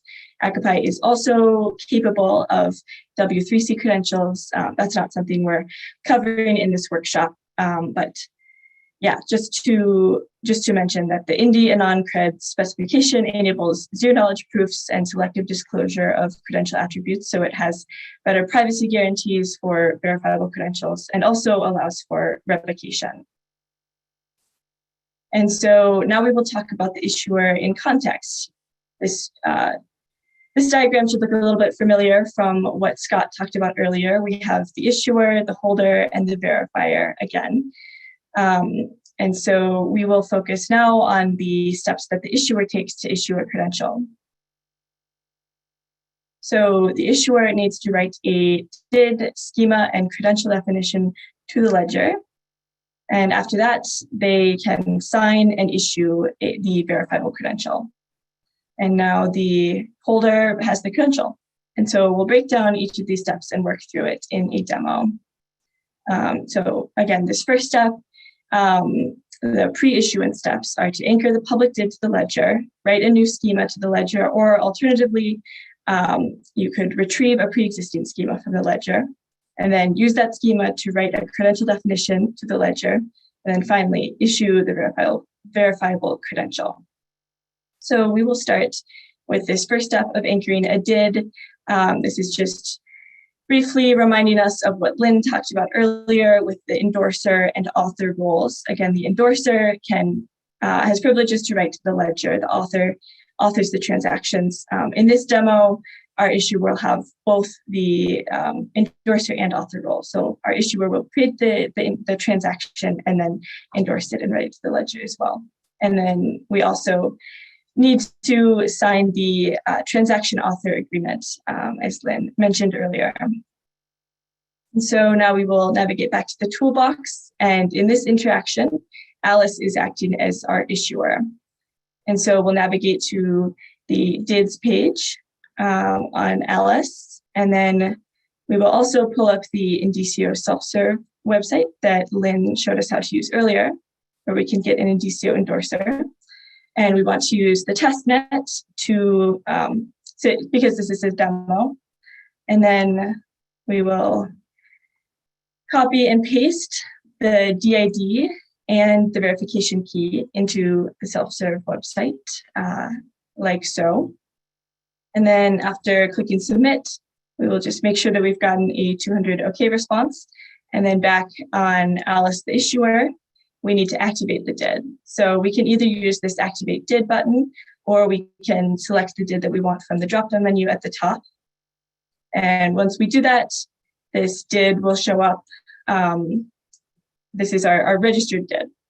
And so now I will turn it over to Daniel for a live demonstration of these steps. Okay, thank you. So to start us off here, I'd like to again call your attention back to the handout slide. This will have a couple of links that we're going to be using in this interaction that we'll need to pull up. I'll again drop this into the chat to make sure everybody's got a handle to it. So we'll start off on the Alice side, which is going to play the role of issuer in our exchange that we're about to trigger. So we'll first go to DIDs so we can create a new public DID for Alice. This will trigger the transaction author agreement page coming up. As this says, this module requires signing of the transaction author agreement, as we'll be influencing the writing of transactions to the ledger with this module. This will bring up the text of the transaction author agreement. You can read it if you like having really engaging reading on legal stuff. I'm going to go ahead and hit accept, having previously reviewed this document, and hit submit. And now we are able to interact with this DIDs section here. So I'm going to create a new DID. I'm going to give it a label of public just to help me easily identify that this is the DID that I've written to the ledger. So to clarify though, this is only creating the DID. in order to actually get it on the ledger, we'll be taking the steps that Shar described of going through the self-serve application. So back to our handout page here. I'm going to click on the Indicio self-serve link in the other resources used section, which will bring up the self-serve app. I'll jump back to Alice, expand the public DID I just created so I can see the attributes of the DID, copy the DID value out here, paste into this field here, and then copy the ver key or verification key value and paste here. I'll hit submit, and we get back a status of 200 OK, and a message saying that we've successfully written our NIM identified by this DID to the ledger with role endorser. It's also really important that you use the testnet as opposed to the demo net, because that's what our agents are connected to. So if you've accidentally done demo net and hit submit already, you can do the same process just with the testnet and it should be fine. Okay, so returning to Alice, we now need to make sure that this DID will be used for our future ledger transactions. So we click the activate button, and then the DID in question also appears at the top here. So this is a quick way to switch between other DIDs if you'd like to. But that DID corresponds to the one viewed there. So we are now prepared to write transactions to the ledger as we continue with our credential issuance process. And with that, I'll turn it back to Shar for our next steps. Great, thanks, Daniel. Okay, so the next issuer step is to write or retrieve a schema. And so a schema is the data organization structure that defines the attributes in a credential. So for example, in an employee credential, the schema would likely have first name, last name, address, date of hire, security clearance, anything that any of the information that the employer wants to verify about the employee. And so this is what the JSON of the schema looks like. It has a schema name, version, ID, and shows the attributes here. That's just first name, last name, and age. And after we have written the schema to the ledger, we can also see it on the ledger using the IndiScan tool that Lynn demonstrated earlier. And if you are retrieving a pre-existing schema, this is where you'd want to retrieve that schema ID. And so for a quick demo of how to create a schema in the toolbox, we will navigate back to Alice, the issuer. And now we are going to click on this credential issuance section. And we will click create under schemas. And this will bring up a window to create a new schema. And so you can enter in a name and then a version number. And this has to have either 1 or 2 decimal points. So this could be 1.0 or 1.0.0. And then you'll want to add in attributes. Here we're just keeping it really simple with name and age. And these must be all lowercase. And if they include multiple words, they must be connected by an underscore.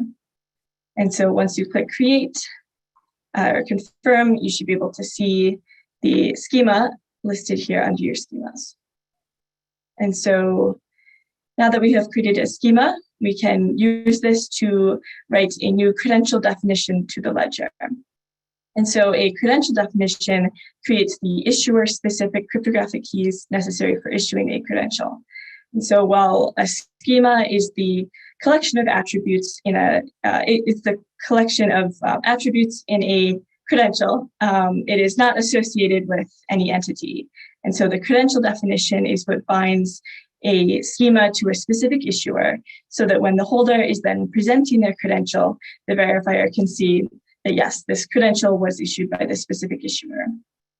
And so creating the credential definition generates cryptographic keys for each attribute with both a public and a private portion.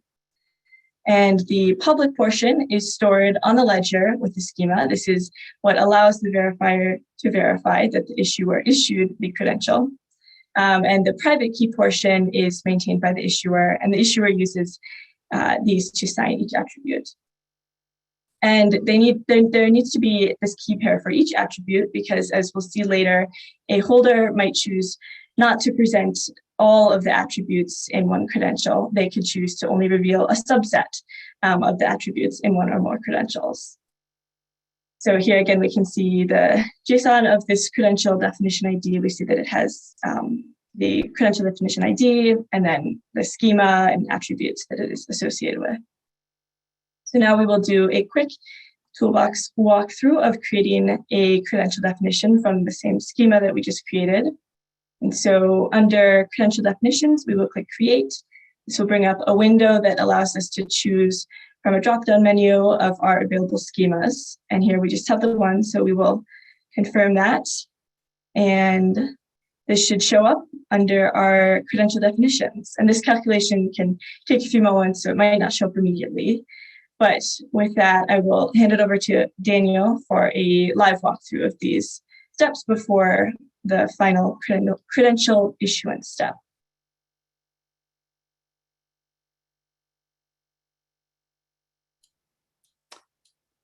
Okay, thank you, Shar. I'll start again with a brief call out to some more resources within the handout. So we've discussed non-creds and the revocation.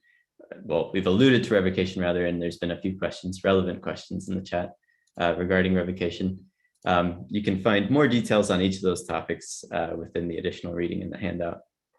While we're here, I'll also really quickly bring up the NDScan page that we can actually view the transactions for on the ledger. So if I go to domain, I'm going to do a really quick scan for my DID that I just anchored to the testnet over here. So that's a DZD. Let's see if I can spot it. Yeah, here we are. So DZD, ledger written to the transaction 6 minutes ago.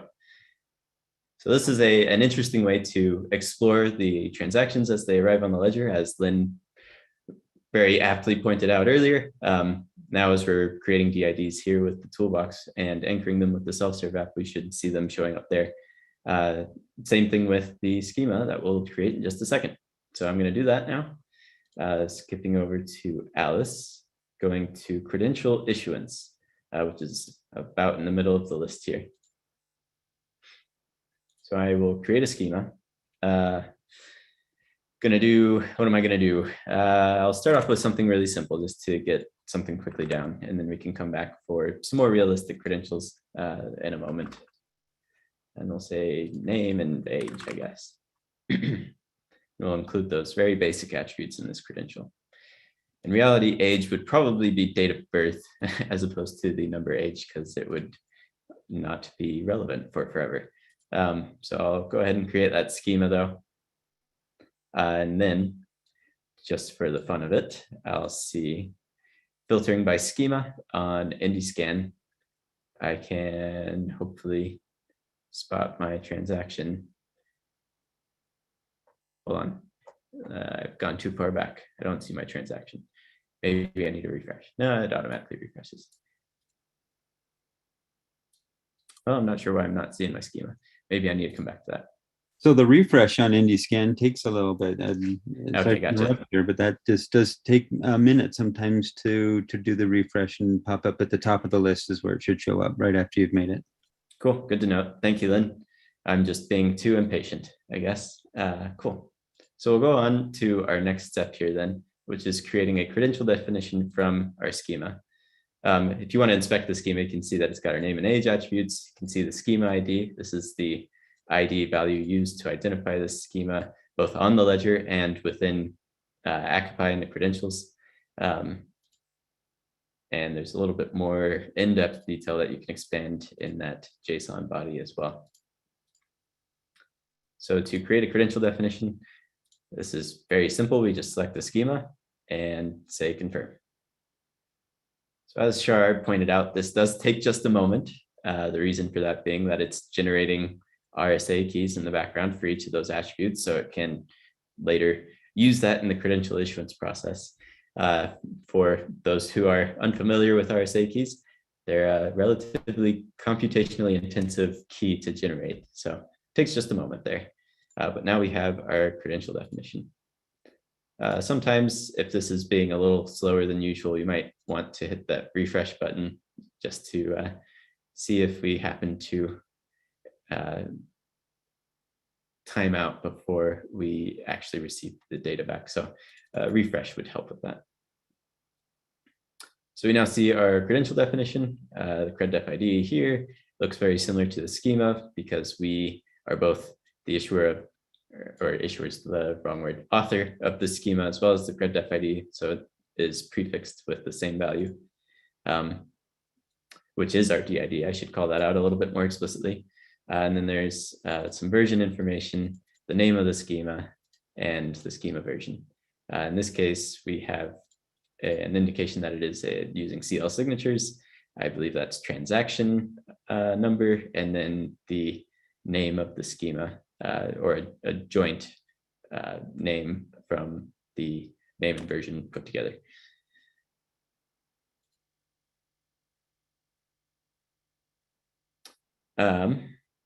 Let's see. So with that, we are now prepared to issue a credential to Bob. But before we get into that process, I'll hand it back to Shar with the discussion of the next steps. Thanks, Daniel. Great.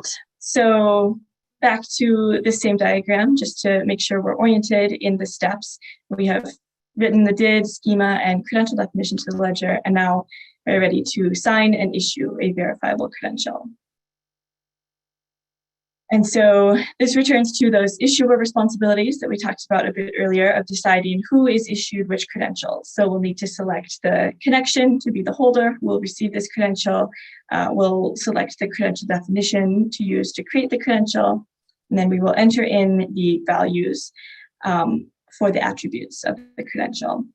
This interaction can be initiated either by the issuer or the holder, which will show in the message flow that allows the credential to be issued. And so, like I said, the holder could start this interaction by proposing a credential. They would send that to the issuer, which would trigger an offer credential message sent to the holder. Or if the issuer is starting this interaction, they would just offer the credential, and then the flow is the same no matter which party initiates the interaction. So once the holder receives that, they can request credential, and then once the issuer receives that, they will issue the credential to the holder. And once the holder receives the credential, they will send an acknowledgement back to the issuer, and then their side of the interaction is complete. And when the issuer receives that acknowledgement as well, their side of the interaction is complete too. And so a quick note that this language is a bit awkward and not how people would naturally talk about this interaction. But this is the language that is used in the messages that are sent back and forth to enable this credential issuance. So we're just using it to show the developer language around this message flow. And so back to the toolbox, we'll quickly look at how to actually issue a credential. We are still on this credential issuance tab on Alice the issuer. And so now we can click create under issued credentials. And so this brings up a window that allows us to issue a credential. We want to choose the connection. Here we'll choose Bob, and the credential definition on which to base this credential. And then we can optionally add in a comment. And after selecting the credential definition, this brings up the attributes associated with that credential. So maybe Bob's full name is Robert, and that's what should be on the credential. And so we can just fill in those values and then confirm. And now this issued credential should show up here for Alice. For Bob, the holder, we will look for this credential under My Credentials, where the holder holds their credentials, and we see that this credential has appeared. And so to reiterate, a verifiable credential is a signed statement with attributes about a subject, and it contains metadata about the credential, attributes about the subject, and the proof, the signature from the issuer. And so with that, I will hand it over to Daniel for a live credential issuance. Thank you. Okay, let's see. So starting from Alice, our issuer again, we will remain on the credential issuance tab, and we will click the issue button. This will prompt us to select a connection. We've only got two in our agent right now, Toolbox or Bob. We want to send it to Bob. The Toolbox won't know what to do with these messages. And then we'll do a credential definition. And this is our credential definition for the test credential that we just used previously to create. I said that a little backwards. That is the credential definition we just created a moment ago. We can optionally add a comment. And then we're going to add some values for our attributes that we're issuing in this credential. So in the real world, this would obviously look a little bit different. If we actually wanted to emit binding credentials, we'd go through some process to actually verify the identity of the person on the other end of the connection. Whether we use analog credentials for bootstrapping into that system or not, or some other mechanism. Usually we won't just say, yeah, here's some attributes that I came up with in this process. But I'll go ahead and hit confirm, and this will trigger the credential to be sent from Alice to Bob. We now see that it has showed up in the issued credentials side on Alice. If we go to my credentials on Bob, which is just a little bit up from the bottom here, we see the credential issued here as well. So it is credential act state, meaning that the credential exchange has completed. Oh, my screen just said participants can now see my screen. So hopefully you've been seeing all of what I just did. Shout out in the chat if you have not, and I can repeat a few steps. So now that the credential is issued, what actually took place here was first the message to instructing Alice. I should bring up my diagram again in just a moment. So first, the toolbox sent the command to issue the credential. That was received by the Alice Occupi agent, who then issued the credential to Bob, who then notified the toolbox that a new credential offer had been received. The Occupi instance we're using has been configured to automatically accept those credential offers. In normal circumstances, that would normally be something we'd allow the user to decide whether they're going to accept the credential or not. And then a credentials exchange took place between the two parties. And this was the exchange that Shar described, where credential offer was sent, credential request was sent back from Bob, and then issue credential message sent from Alice to Bob, and then credential acknowledgement sent back to Alice. The issue credential protocol is pretty well defined. You can find it in the Aries RFC repository, but I think it's worth briefly calling out that in India non-creds workflows, we start from either proposed credential or offer credential. And that is because there needs to be some exchange of blinded secrets between Alice and Bob in that process. Other credentialing systems might have fewer requirements on the number of messages exchanged back and forth, such as JSON LD-based credentials. However, that does come with the downside of in JSON LD credentials, you lack private holder binding, which is the ability to say that this credential and this credential, while distinct objects, can be strongly correlated back to a single holder for both credentials if they were issued to the same individual.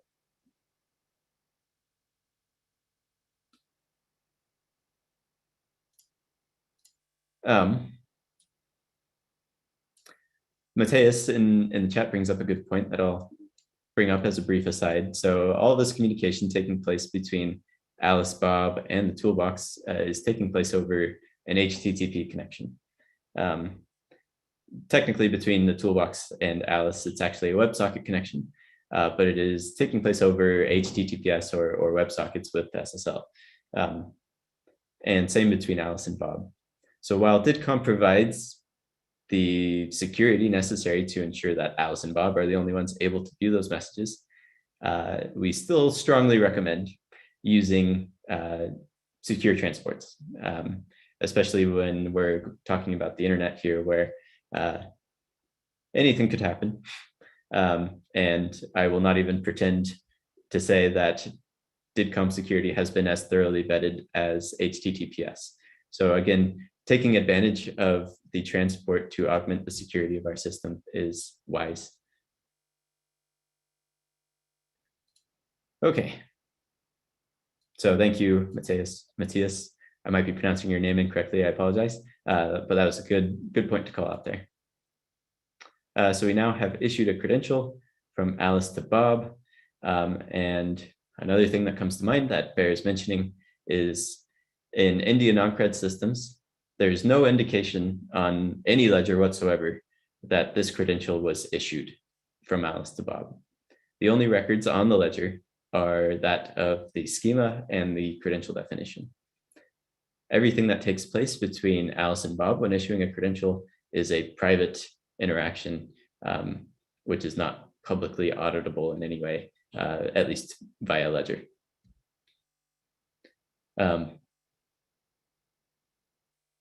It is strongly discouraged to ever put personally identifying information on a ledger, as Lynn described earlier when he was talking about the transaction author agreement. It is in fact against the transaction author agreement to include that sort of information on the ledger. Mauro brings up another question. The schema and CredDef are synonyms, aren't they?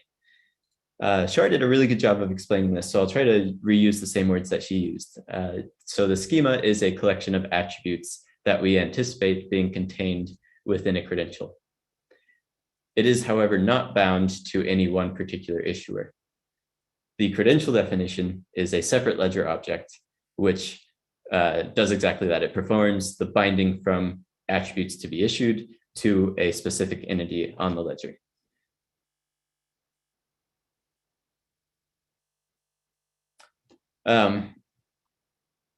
So the two are not technically synonyms. The schema is just attributes, a listing of attributes, and the credential definition contains the DID of the issuer who will be using that credential definition and the public values of the keys used to issue the credential ultimately. So it's through the CredDef as opposed to the schema that we're actually able to perform verification later on using the ledger as the source of truth for those keys. Another question that has come up, how does the requester view the credential issuance if it's not viewable in the ledger? I'm not exactly sure which party you're referring to when you say requester, but I will say, so DIDCOM as a peer-to-peer interaction already establishes that there is a clean and secure communication channel between two parties. So all information is transmitted over that channel. It is then the responsibility of the recipient of the credential to make sure that they correctly store that credential in their wallet for future use.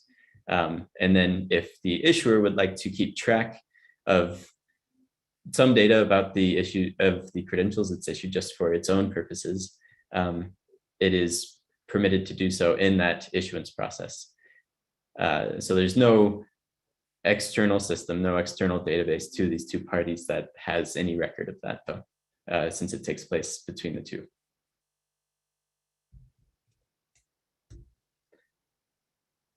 Okay, with that, I think we are ready to proceed on to the next step, which is verifying presentations. So I'll turn it back to Shar. Great, thanks, Danielle. So now that we have issued a credential, we can now practice verifying it. And so, whereas the issuer had to decide which credentials to issue to whom, the verifier must decide who and what to trust. And so to do that, they will interact with the holder, read from the ledger, perform cryptographic computations to verify that the attributes presented were issued by that specific issuer.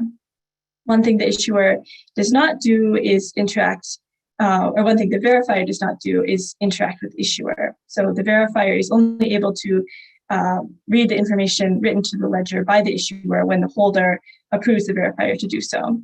And so for the sake of simplicity and reducing the number of windows to navigate on a screen. We're having Alice play the role of both the issuer and the verifier in this demo. And roles are not set permanently between parties. The role is unique to the interaction. And so this works just fine. And it is also entirely possible that the issuer is the verifier. For example, if an employer issues an employee credential, they might want to verify that to identify the employee. But we also just want to emphasize that the issuer and the verifier can be different entities who do not interact and cannot gather or exchange information about the holder without the holder's knowledge or consent. But they are able to trust each other, as Scott mentioned at the beginning of this workshop, because they write and read from the ledger. And so we will return again to this diagram where we saw the steps for issuing a credential, but now we'll move to the verifier side. And so first, a presentation must be created. Either the verifier requests presentation or the holder offers presentation. We're going to focus today on the verifier requesting presentation. And then upon receipt of the presentation, the verifier reads the DID, schema, and credential definition from the ledger and verifies the attestations. And so here, again, we will show the flow of messages necessary to verify a credential. And again, this is more of a developer-friendly language than the way that people would normally talk about this interaction. We want to show what the message flow looks like. So optionally, the holder can propose a presentation, which would trigger a presentation request message from the verifier, or if the verifier is initiating, they would start this interaction with the presentation request, and then the message flow is the same regardless of who initiated. And so if the holder wants to approve this request, they can do so and then send a presentation back to the verifier. Then the verifier must verify the presentation, and then they will send an acknowledgement back to the holder. Once they've sent their acknowledgement, their set of interaction is complete, and the holder receives the acknowledgement and the presentation interaction is complete. And so to verify a credential, we will have the verifier request a presentation from the holder and indicate which attributes from which credentials should be presented. And so back to the toolbox where Alice is now acting as the verifier.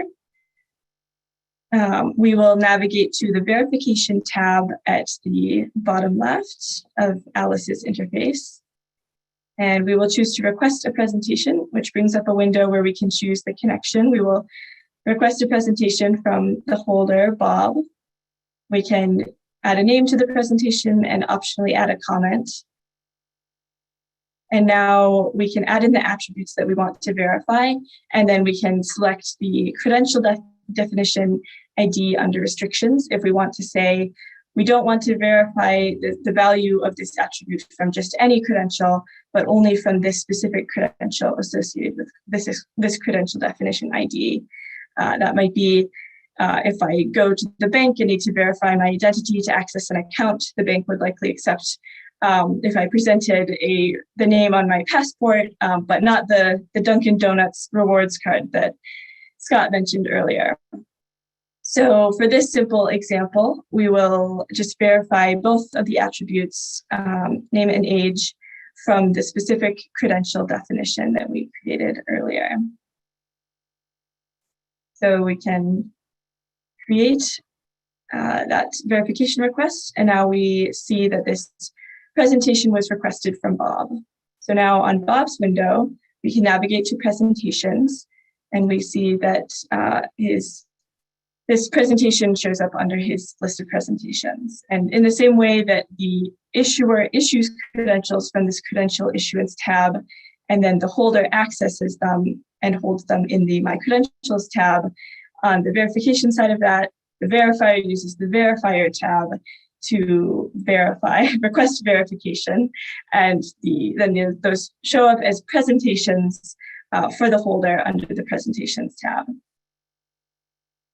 And so before a live demo of verifying a credential, we'll just talk about a few different types of presentations. So we have just shown the simplest example of a presentation, which is called a full disclosure presentation, in which all the attributes are revealed from one verifiable credential. Another type of presentation is the multiple credentials presentation, or the composite presentation, in which all the attributes are revealed from 2 or more credentials, because one single credential doesn't contain all of the required attributes. So this might occur when multiple specific identification documents are required, like a passport and a piece of mail to your address. Let's see, then selective disclosure is when only certain required attributes are revealed from 1 or more verifiable credentials. So instead of revealing the entire contents of a credential, you have the option to only reveal a subset of those attributes. And then a predicate proof presentation is when we only reveal a true or false value. A common example is age. The verifier does not need to know if you are 22 or 60, if it only matters that you are over 21 years of age. So this is a great way of preserving privacy while verifying necessary information. And then lastly, revocation, which has been mentioned a few times, is the ability to revoke a credential. For example, if a credential expires, or for whatever reason the holder is no longer eligible. So we will not be covering this today, but I'll just briefly mention that revocation is supported by the INDI and non-cred standard, and there has been significant work put into supporting it within ACOPI as well. So with that, I will pass it back to Daniel for a live demo of verifying a credential. Cool, thank you. Okay, so starting off again with our Alice and Bob agents, we've got Alice. To reiterate what Shara just described a moment ago, Alice was our issuer in our original exchange, but we're now going to switch roles and Alice will become a verifier. Shara already said all of this, but the roles of a particular participant within an INDI and non-cred system is dynamic. Yeah, you can be an issuer, you can be a holder, and you can be a verifier all at the same time.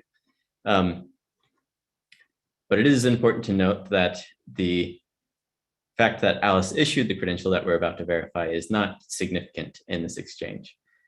Alice is still using the values written to the ledger to verify the presentation that Bob sends her. However, it's also valid to call out that Alice being both issuer and verifier is also a perfectly valid use case in the context of, for example, if I am an employer and I issue a proof of employment credential to my employees, and then later when they come to the employee cafeteria, if I want to offer them a discount based on proof of employment, they can present their credential proving such, and then give them a discount on their sandwich or whatever.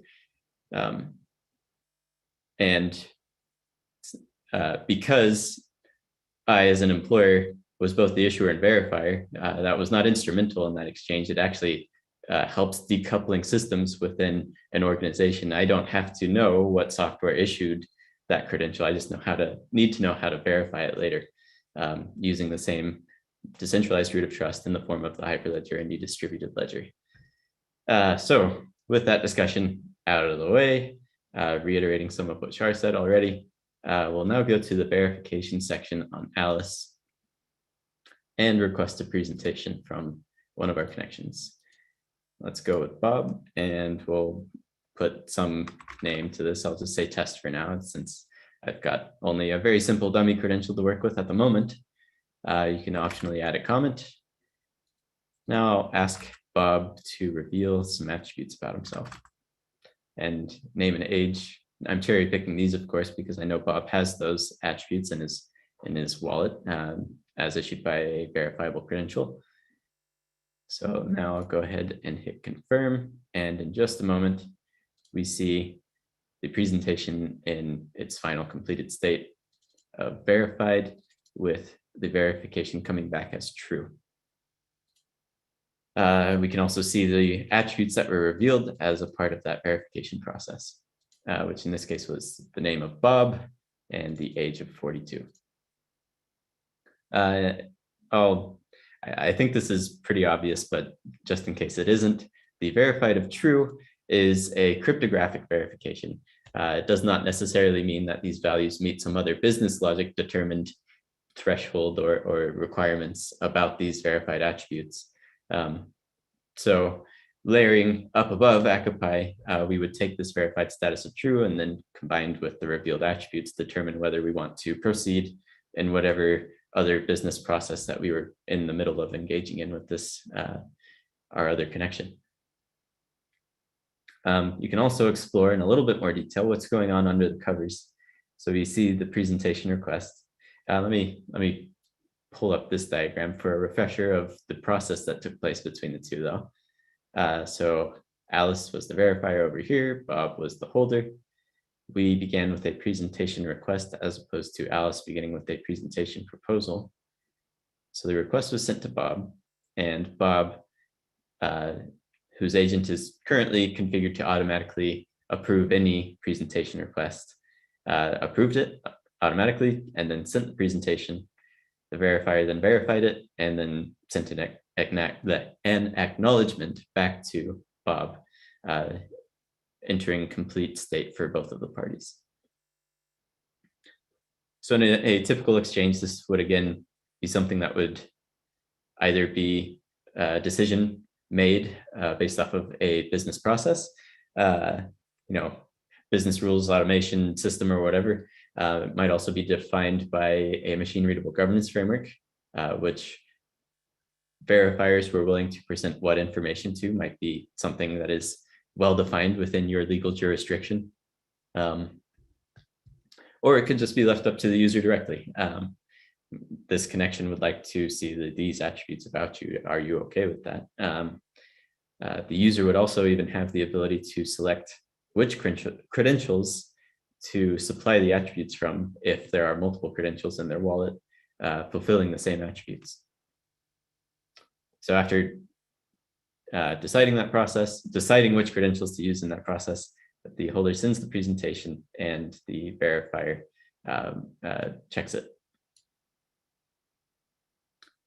So we should be able to see evidence of each of those steps in this object. So we see our presentation request. We see our requested attributes here, name and age. I said those backwards. We could have supplied some restrictions. You can say that it must be from a certain credential definition ID or a certain schema or a certain issuer, which is more or less the same as the credential definition ID, but same difference. We can also see that we did not request any predicates. We see some ACOPI specific things. We see the actual message that was sent as the presentation request here. So this is the format that it takes, not quite over the wire since this would be encrypted, but as delivered from Alice to Bob at least. And it is a present proof 1.0 request presentation with an attached request presentations object. And this is a generic way of stuffing credential system specific data from verifier to holder in order to communicate the credential system relevant pieces. So in the case of India non-creds, that was of course, specifically which requested attributes and which predicates. A W3C credential system wouldn't look quite the same there, of course. Then we can also see the presentation that was sent back from Bob. See the raw value of the revealed attribute as well as the encoded value. This was the value that was actually used in the cryptographic verification process.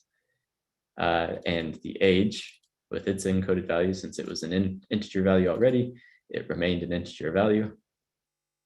And then there's also opportunities for doing self-attested attributes in ACOPI's support for credentialing and predicates. We also have some unique identifiers here. This is not the complete set of the presentation. There's some incredibly large arrays of numbers that are actually omitted from this data structure. So this is not perfectly representative of what data is sent back between the two, but for perusability, at least, this is the information that's included at this point. So the proofs are the key attribute that are missing from this data structure, which again are pretty large sets of numbers with attributes associated with them to determine how they should be used in the cryptographic verification process. To briefly call out a question that was answered in chat already, which cryptographic solution is being used? So Indy Anon-Creds takes advantage of the, let's see if I can get the name right, Kaminish, I forgot the L already. Sorry, whoever L that was and who came up with that signature scheme. But there are more details in the handout on the specifics of that CL signature suite. If you want to dig into that crypto, if that's your cup of tea. There's also more details on the Indy Anon-Creds specification at large within the handout.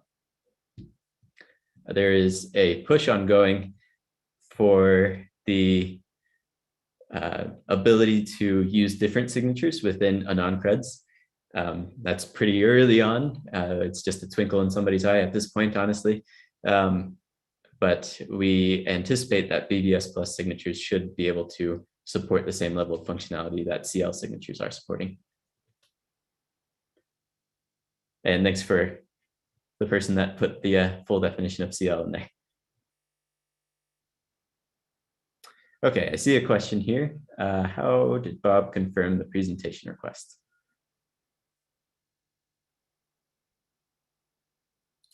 Yes, I should call that out. So I described the process where Bob would approve which attributes were revealed to the requester. For the sake of simplicity within the toolbox and within this demonstration, that part has been automated out. So it just took place in the background without any intervention on our part. But within the admin protocols used by the toolbox, there is actually a mechanism for determining which credentials we would like to use and sending it on to the plugin. So the toolbox itself is just assisting in automating that process. I believe even if we check our message list, I apologize for the background noise. There's a yard work going on right outside my window. So hopefully that's not picking up too clearly on my mic. It's not too bad. We can't hear it. Good. I might have clicked away too frequently for it to be visible here. But on receipt of a presentation request, the Toolbox plugin will send a message to the Toolbox saying a presentation request was sent in. It's requesting these attributes. These are the credentials that would fulfill these attributes, and gives them the opportunity to select which ones. But as I said, the Toolbox does not currently have a UI to expose that functionality right now.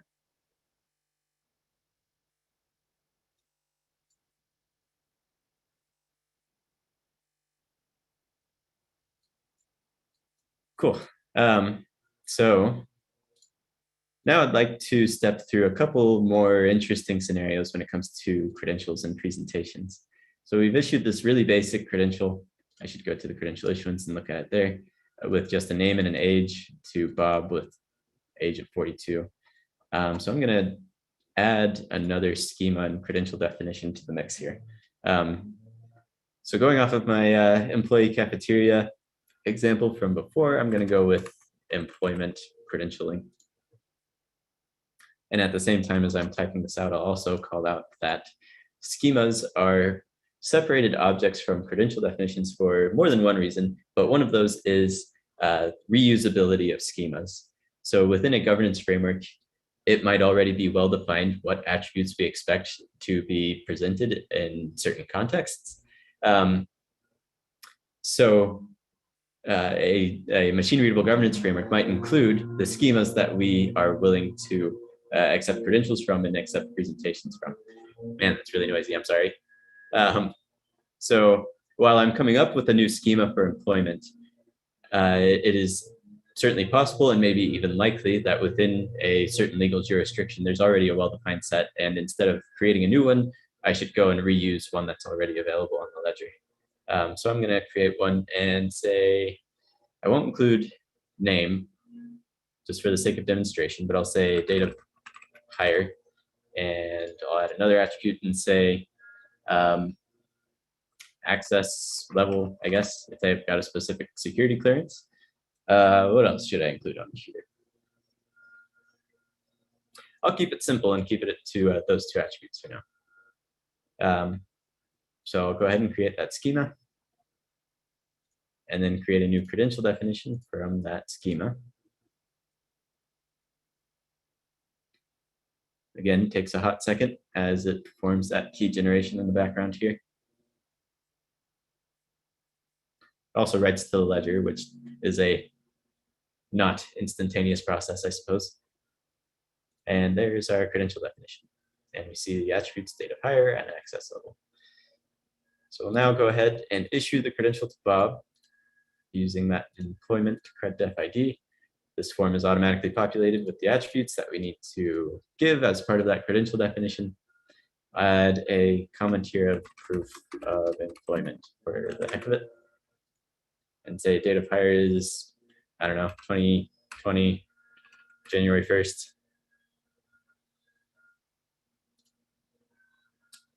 Good question in the chat. Can you edit schemas or just create new ones with another version? And the answer that came back is correct. You would just create a new schema with a new version. So the schema will remain on the ledger and remain in use, and it kind of becomes a business policy decision to say whether you should be using one versus another, or a governance decision as well. And I'll continue with my credential issuance here, saying access level is basic.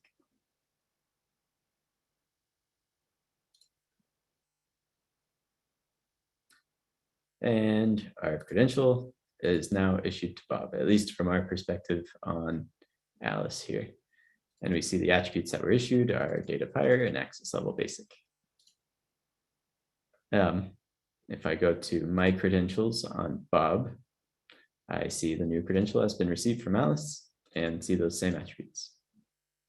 I realize now I didn't explore at all previously what values are returned in this JSON structure here. So that might be of interest. You can see in the raw credential attribute, we see the schema ID and cred ID. We see the values with their encoded representations. And we see signatures that were used to sign those attributes. Honestly, couldn't tell you exactly what all of these different attributes are. That's above my head. But these are pretty well defined in the non-cred specification. And then there's a signature correctness proof as well. Let's see if there's anything else interesting to look at in this data structure. We've got the credential request metadata, which has a master secret associated with it. That's an interesting one. So I alluded to the concept of private holder binding previously. So in the non-creds credentialing system, there is a master secret associated with a holder of credentials.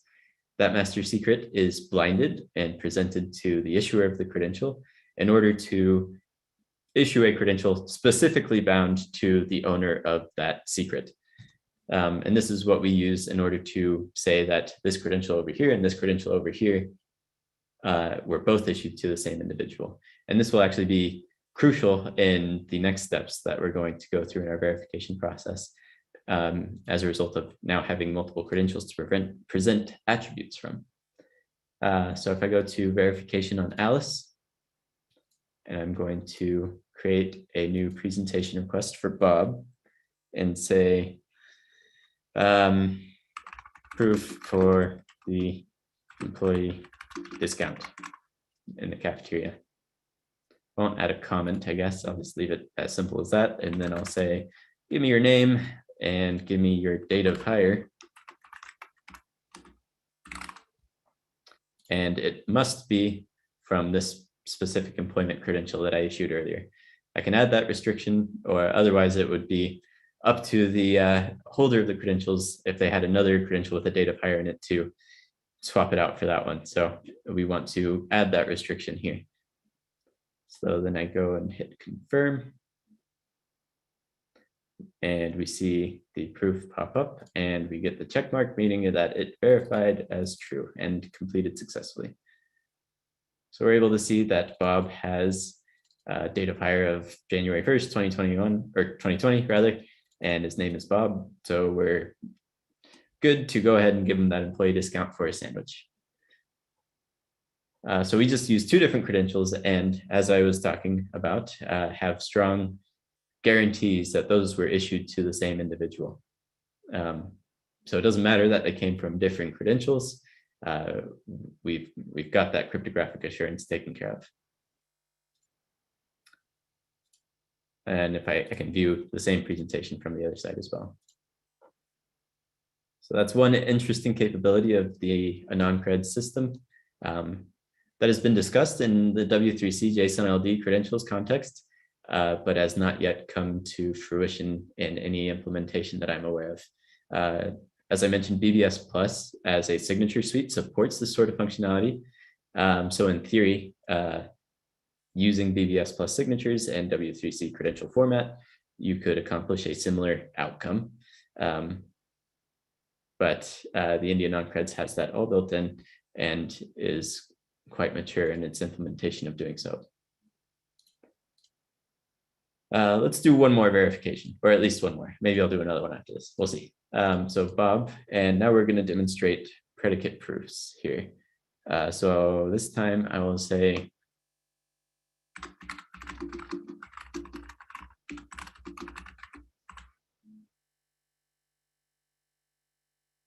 and Sam has clarified in the chat that BBS Plus allows for selective attribute disclosure, but does not have built into it predicate, the ability to do predicate proofs using zero knowledge proofs. Blinded holder binding, I'm not sure if that's actually accurate or not, Sam, but I'll defer to Sam on that one and say that he's probably right.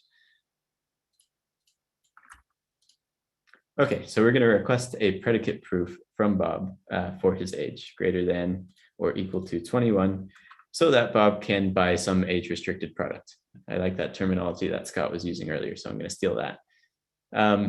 And we're going to say that it's going to be a requirement to be from this credential as a stand-in for being perhaps a government-issued ID from, DMV as a driver's license or some other issuer that we're willing to trust to have verified that age accurately. We don't want it to be just any credential, as Shar was pointing out. We don't really care, honestly, if Dunkin' Donuts thinks you're above the age of 21. We want to know that the DMV or the government has gone through the vetting process of making sure you're above that age. So I'll hit confirm on that credential. And we see that it has also verified as true. We see the predicate of age greater than or equal to 21. And so we are comfortable going ahead with saying Bob is able to purchase this product or whatever. So there's a couple of questions that came up in the chat. Blinded holder binding and what is meant by that. So blinded holder binding is the process I just described in the India non-cred system, where there is a secret which is used to help correlate that two credentials were issued to the same individual. The blinded aspect of it being that that secret is never, of course, given out in its unblinded form to any other party because it's a secret. So it just helps with the ability to determine that scenario of two credentials to the same individual. I feel like I've repeated those same words multiple times, so if that didn't come out any more clearly, feel free to ask more clarifying questions in the chat and I'll give somebody else an opportunity to do a better job. If Alice weren't the issuer to, could restrictions show the credential definitions? That's a good question in the UI. So if Alice was not the original issuer of the credential, the UI is currently structured such that if we want to impose one of those restrictions, we need to know about the cred.def ID already. So in the credential issuance tab, and this is something we haven't used yet here, but there is a mechanism for retrieving. That's a schema. I need to go to this one. It's actually under my credentials. Apologies for the bait and switch there. And we have the ability to retrieve a credential definition here. Probably not ideal placement in terms of UI, but if I go to IndyScan, for example, and I grab the most recent schema, or rather CredDef,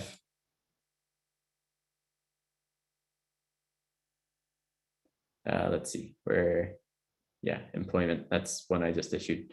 Let's go with membership, and I go in here, and then I take the CredDef ID and then paste it in there and say retrieve. I haven't done this process recently, so I hope it works. It did, okay, good to know. So we see that it has the level and date.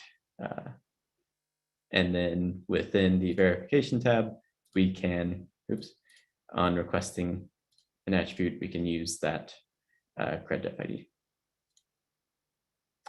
So that process that I just went through is more or less a manual discovery process for already out there credential definition IDs. I think it's more common that instead we would see those be included in a governance framework as being well-known values for a given credential, such as a driver's license credential from the government having jurisdiction in that whatever area you're in. So yeah, there's better systems than just using IndyScan, but IndyScan is a good analog for us to manually retrieve that data and use it in the toolbox.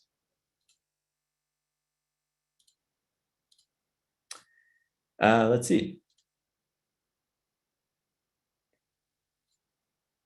I believe that about concludes all of the hands-on portion that we had planned for today, unless there are any more questions that people would like to have answered. I'll leave just a minute or two to see if anything comes in the chat.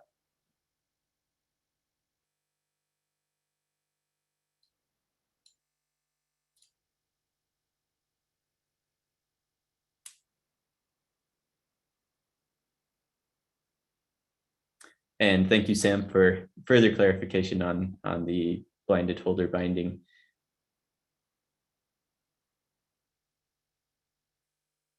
Okay, a couple of questions. Unfortunate scenario of Rocket Chat not working and couldn't establish connections between agents. Hopefully Rocket Chat works eventually, but you're also welcome to contact us at Indicio if you'd like some assistance working through these. And we can provide some basic support at least and help you get through the demo on your own. Another question that came in here is mediation part working in the toolbox? That's an excellent question. So mediation. This was added to the toolbox at the same time as it was being developed for the Aries Cloud Agent Python code base. So these two sections allow us to request mediation from one of our connections from both the toolbox and the connected agent's perspective.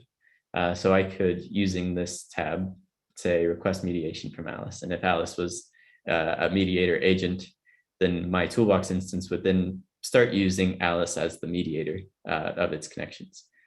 I'll be honest and say that I haven't tested this recently. So there might be some minor issues to resolve there, but last I checked, it was working. So hopefully it is still. The routing section here then allows us to, from a mediation client perspective, view which of our connections have mediation associated with them, which of our keys have we sent off to a mediator for mediation purposes. Oh, this is where we would actually request mediation from a connection. I misspoke earlier. Apologies for that. Mediation is a pretty detailed, I'll say, and nuanced interaction as well. We at Indicio have done trainings in the past on mediation before. We might have done a couple meetup events that might have recordings out there. Not sure. I'll have to check back and see if there's anything that we could share potentially there. There's also some documentation on mediation within the Aries Cloud Agent Python repository as well, where you can read up a little bit more on what capabilities are present and which capabilities are not. Let's see, which one down? So next one down is, so transaction ID equals credential definition ID. Let's go back to the Indy scan and take a look here. So in this case, I'm not sure I'm 100% certain on this one. Lynn, do you think you could step in and help clarify this one? So is the transaction ID is the same as the CredDef ID? Is that a universally the case thing, or is it possible for these two values to differ?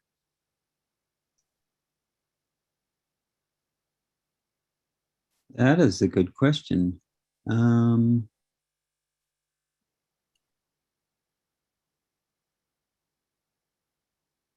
I am not 100% sure, but that's what it looks like to me right now. I can look that up and get back to you on that. Cool. Yeah, that's my understanding as well. The transaction and the credential definition itself are closely tied as identifiers for that transaction. So that appears to be the case, but I can't say that I've got that knowledge in the forefront of my mind to say for sure. Let's see. Other questions? Can you give us some info about the mediator? Might come back to that. I did allude to some more resources there. Hopefully that is a good location to get some more info there. Can you walk through the parameters in the Indy scan, please? I'm again not the expert on Indy scan, so I'll let Lynn correct me at any point here. But these filters at the top here correspond to the transaction types that are possible on an Indy network. So NIM corresponds to the writing of a DID to the Indy network. NIM is kind of an antiquated term, originally was short for Veronym. So at Hyperledger Indy, as a decentralized identity solution that actually predates the W3C DID specification, uses some different terminology in a few different places. So NIM is DID rights. Attrib are more or less arbitrary metadata that you can associate with a NIM. This was a precursor to the DID document. Again, given the historical background there, as it predated the DID spec. Schema, of course, corresponds to schema transactions. Claim def, this again, bit of a historical context thing here too. Claims used to be referred to, or excuse me, credentials used to be referred to as claims. That was even persistent in the W3C space for a while before they switched to the term credential. Revocation registry definition is a definition of a revocation registry. This contains the remote URL for the Tails server that is responsible for hosting Tails files for recipients of revocable credentials. This is, again, kind of another can of worms that we don't really have time to get into today, so I'll leave it there for now. Revocation registry entry. I believe I used the term Delta to refer to this in a chat message previously. This is an update to a Tails file that is obtainable from a remote Tails server. So by taking the original Tails file and replaying all of the revocation registry entries, we get an updated list of what credential identifiers are within the set and whether they've been revoked or not. Again, that kind of gets into the weeds a little bit on revocation. Some more details can be found in the handout for links to info there. Set context, I'm not actually sure what that one is, so I couldn't tell you. Not actually sure what that one is either, but I will add a little bit here. Over the course of our training today, the updates to IndyScan have been as much as 15 minutes behind. And the reason for that is because IndyScan has some settings in it that make it so that it doesn't cause DDoS or a lot of traffic on the ledger. It just pulls a couple of transactions at a time. And so it's been regularly updating throughout the course of people adding a bunch on, but it does get behind. I think it's about 4 minutes behind right now. It just kind of gradually updates itself, and just a few transactions at a time. So apologies for it not being so quick, but that's because it doesn't, because we don't want it to have an impact on the response time of the ledger. So. Cool, thanks, Lynn. There's been a little bit of back and forth in the chat. I think Sam's done a good job of addressing that one. And again, I think we're at a point where we should just be linking to some more resources for you as we wrap up here. On the topic of mediators, Indicio does run a public mediator that you can use for development purposes, kind of as a reduced barrier to entry for developing a mobile agent. I will obtain a link to that and drop it in the chat while we proceed on to our next section. So I'll turn it back to Shar, who's going to wrap us up. And then I think it'll go to Sam. Or maybe I'm going directly to Sam, one of the two. I apologize. Did I jump the queue? I think you're good to go. Go ahead. Okay. For the last section here, we want to talk about community engagement and how to get involved in the community, or both receive help and contribute effort to the things that are available. And so that's what I'm talking about in this final segment. And I realize that we're within 20 minutes of the end of the training. I will try to make this useful and brief as part of that. I'm talking about this because I've got a bunch of experience doing this. Daniel and I were both around before Aries was Aries. And so we've been involved there. I'm still a co-chair of the Hyperledger Aries working group here within Hyperledger. I'm also the co-chair of the DIF-DIDCOM working group, and I'll talk about that in a minute. This right here is the avatar that you'll see on all the places, and I'm Telegram Sam in most of them. And so if you see me on GitHub or on Twitter or something else, please reach out. I'm an architect for Indicio, and so I'm involved in addition to the community. I'm involved with lots of customers and helping guide them to appropriately apply the solutions that this space offers. Reasons to engage. There's a lot of reasons to engage, and I'm not going to read the slide here, but the point that I want to mention is that there's various levels of engagement here.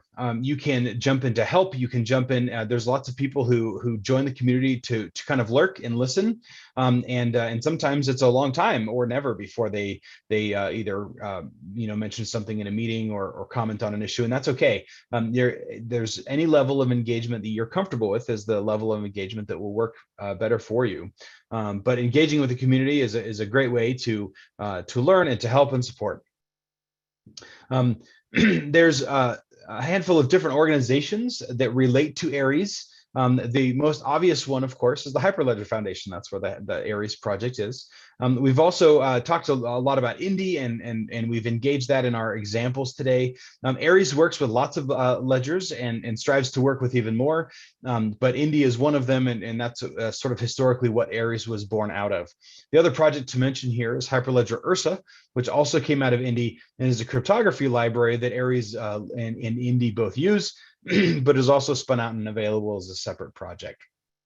Hyperledger has been a fantastic place for these projects to live, and has been amazing in their support of the efforts that have gone into these projects. So very grateful there.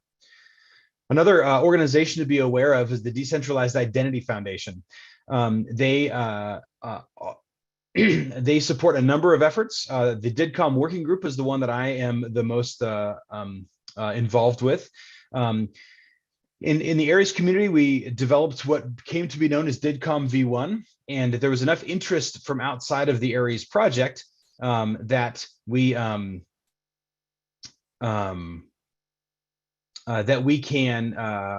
there's a lot of interest in other folks that wanted to be engaged with DIDCOM. And so we have been working for the last couple of years for the next version of DIDCOM V2 over there, and I expect this to be a great year for the progress and finalization of that spec itself. It's very similar, but some important changes that both improve the protocol generally and make it more usable by a larger community. There's other working groups there. There's an identifiers and discovery working group and a claims and credentials. Those all sound like very similar things. SideTree is a technology that was organized there. And this can all be found at identity.foundation is where their site is and where you can find additional information. These working groups all have regular meetings and slides and all sorts of stuff like that. The Decentralized Identity Foundation does have a different membership model than Hyperledger, but for small companies or individuals, there's a streamlined process, which makes it easy to get involved. Another useful organization in the space is the Trust Over IP Foundation. Here is their logo and their URI. They've been done some really cool things. They focus on governance, and one of the projects they've been involved with is the Good Health Pass initiative. Linked here, and we'll have these slides later, is they have a really cool layer model of the trust layer that showed up in an earlier slide at the very beginning of our training today. And so that's worth exploring as well. They do a bunch of good work in that area. The W3C Communities Credentials Group. Can you see my slides? Sorry. Yep. Okay. So the W3C CCG is what it's commonly called. Oh, we've got some folks that can see them and some folks that can't. I apologize. I don't know what Zoom is doing. Well, I hope we can find a resolution to that. I can see. Okay. The CCG has been involved in two important things. One is the W3C credential format, and the other one is the DID core spec that, of course, we rely on.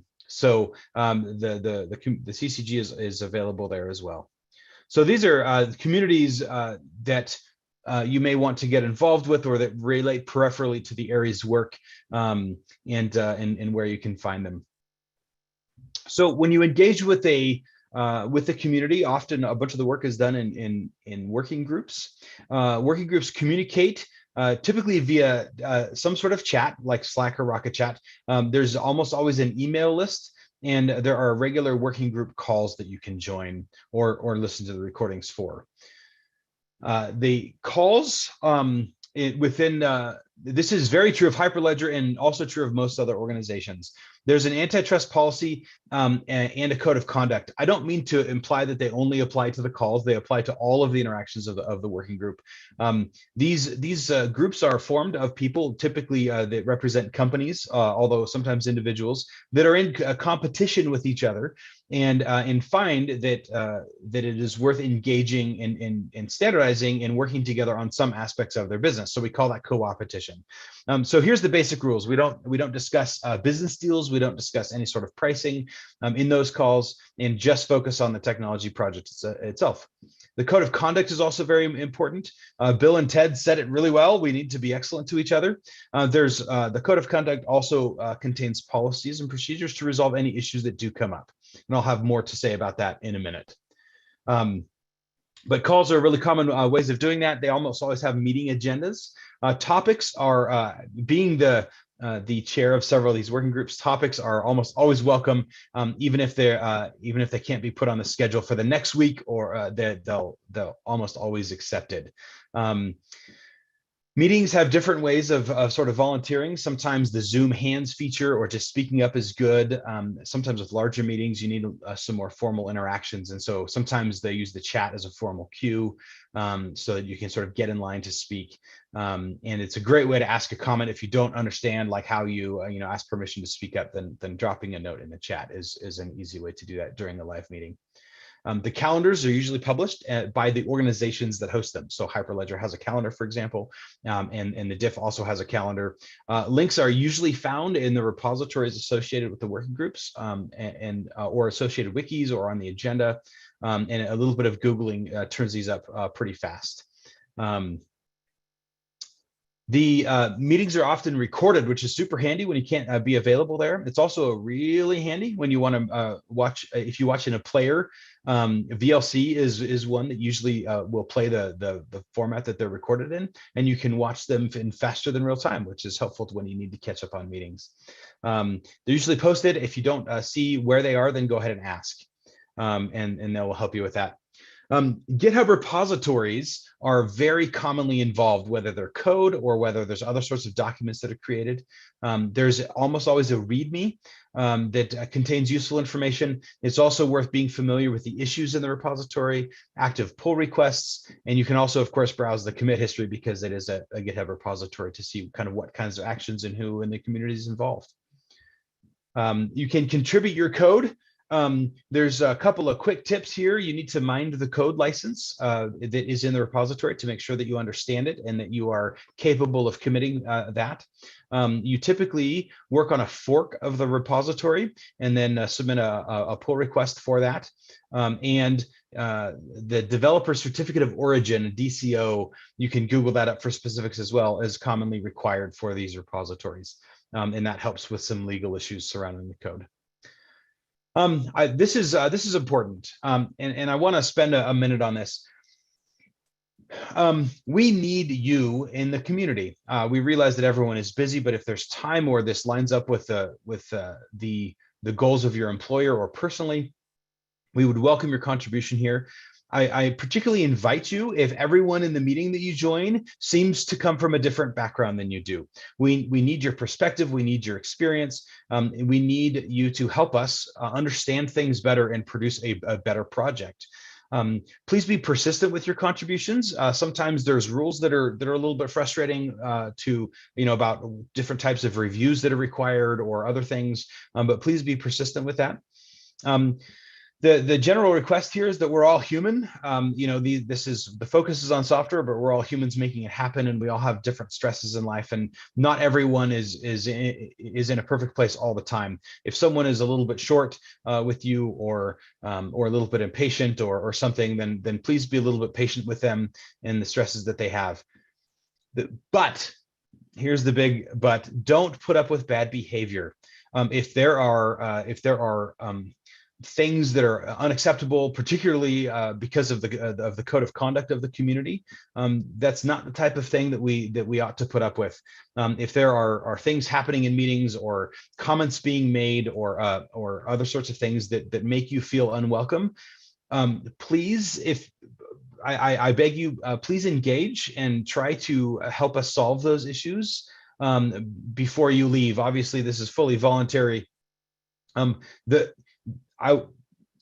These sorts of issues seem to be relatively rare, and I'm glad for that. But I want to make sure that anytime something does actually come up, that we improve our community rather than drive people away. We need you, and we hope that you will find the time, professionally or personally, to engage in the products or the projects that are important that you're interacting with.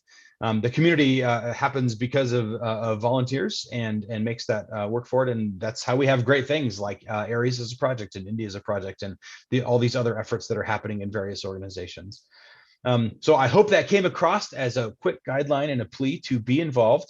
We are grateful that you're interested in this training at all, and that we're here. Again, this is me. This is a slightly better updated screen here. If I can help you with anything as it relates to the community or anything that we've talked about today, please do reach out. There's my email address at Indicio, or you can reach out on any of the other platforms that I'm engaged in. The same goes for all of the Indicio team. If there's a way that we can help, point you to resources, help you get past something or know who to ask, please do reach out, and we would love to help you. We've heard from a bunch of really knowledgeable people today with all the things they presented. Daniel and Shar took a huge chunk of the technical presentation. Lynn did a fantastic job with the networks, and Scott with the introduction and the terms and the overview and the orientation to the concept. And so we're all available. James has his email that he's just reached in the chat, and you can reach all of us. We're glad you came, and we hope that you learned stuff today and that this was useful. And we're glad that you were here. And that's the end of what I had to share. Who do I pass it to? Scott, is this back to you, or do I pass it back to James, or is there a pass? I think we're all good on our side. I think we can hand it off to the Hyperledger Foundation folks. Yeah, thank you, James. And thank you, Sam, and everybody from Indicio. This was a fantastic workshop. Just want to remind everyone that on February 3rd, we are having now I can't find where I wrote it down. Hyperledger Indie Technical Deep Dive Workshop is happening on February 3rd. Like this workshop, it'll be live streamed. The registration, I believe, is closed. We might reopen it, but we have to see. But it will definitely be live streamed. We will be recording it. We'll be sharing the recording from that. And you can follow along in Rocket Chat on the Indie channel, and I believe Indie contributors as well. Thank you again, Indicio team. This is part 1 of 2 workshops we're doing around Hyperledger Aries and Hyperledger Indie. And I would like to see this be a regular series across all the projects at Hyperledger. This has been a great event, and the questions in the chat were fantastic, and the interaction was awesome. So thank you, the Indicio team. You guys knocked it out of the park. Great stuff. Yeah, this is David. I'll just +1 what Sean said. I work with Sean at Hyperledger, and we're here to support what the community is doing. So do please reach out. I hope this is the beginning of an ongoing discussion about how we can help people get going using and contributing to Aries as well as other Hyperledger projects. So if anything comes up that you have questions about, there are people in the community, who are here to help. So feel free to reach out.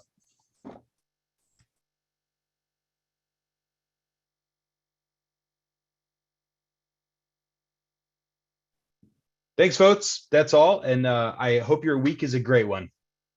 Great. Thanks, everyone. Thanks, everyone. See you. Bye.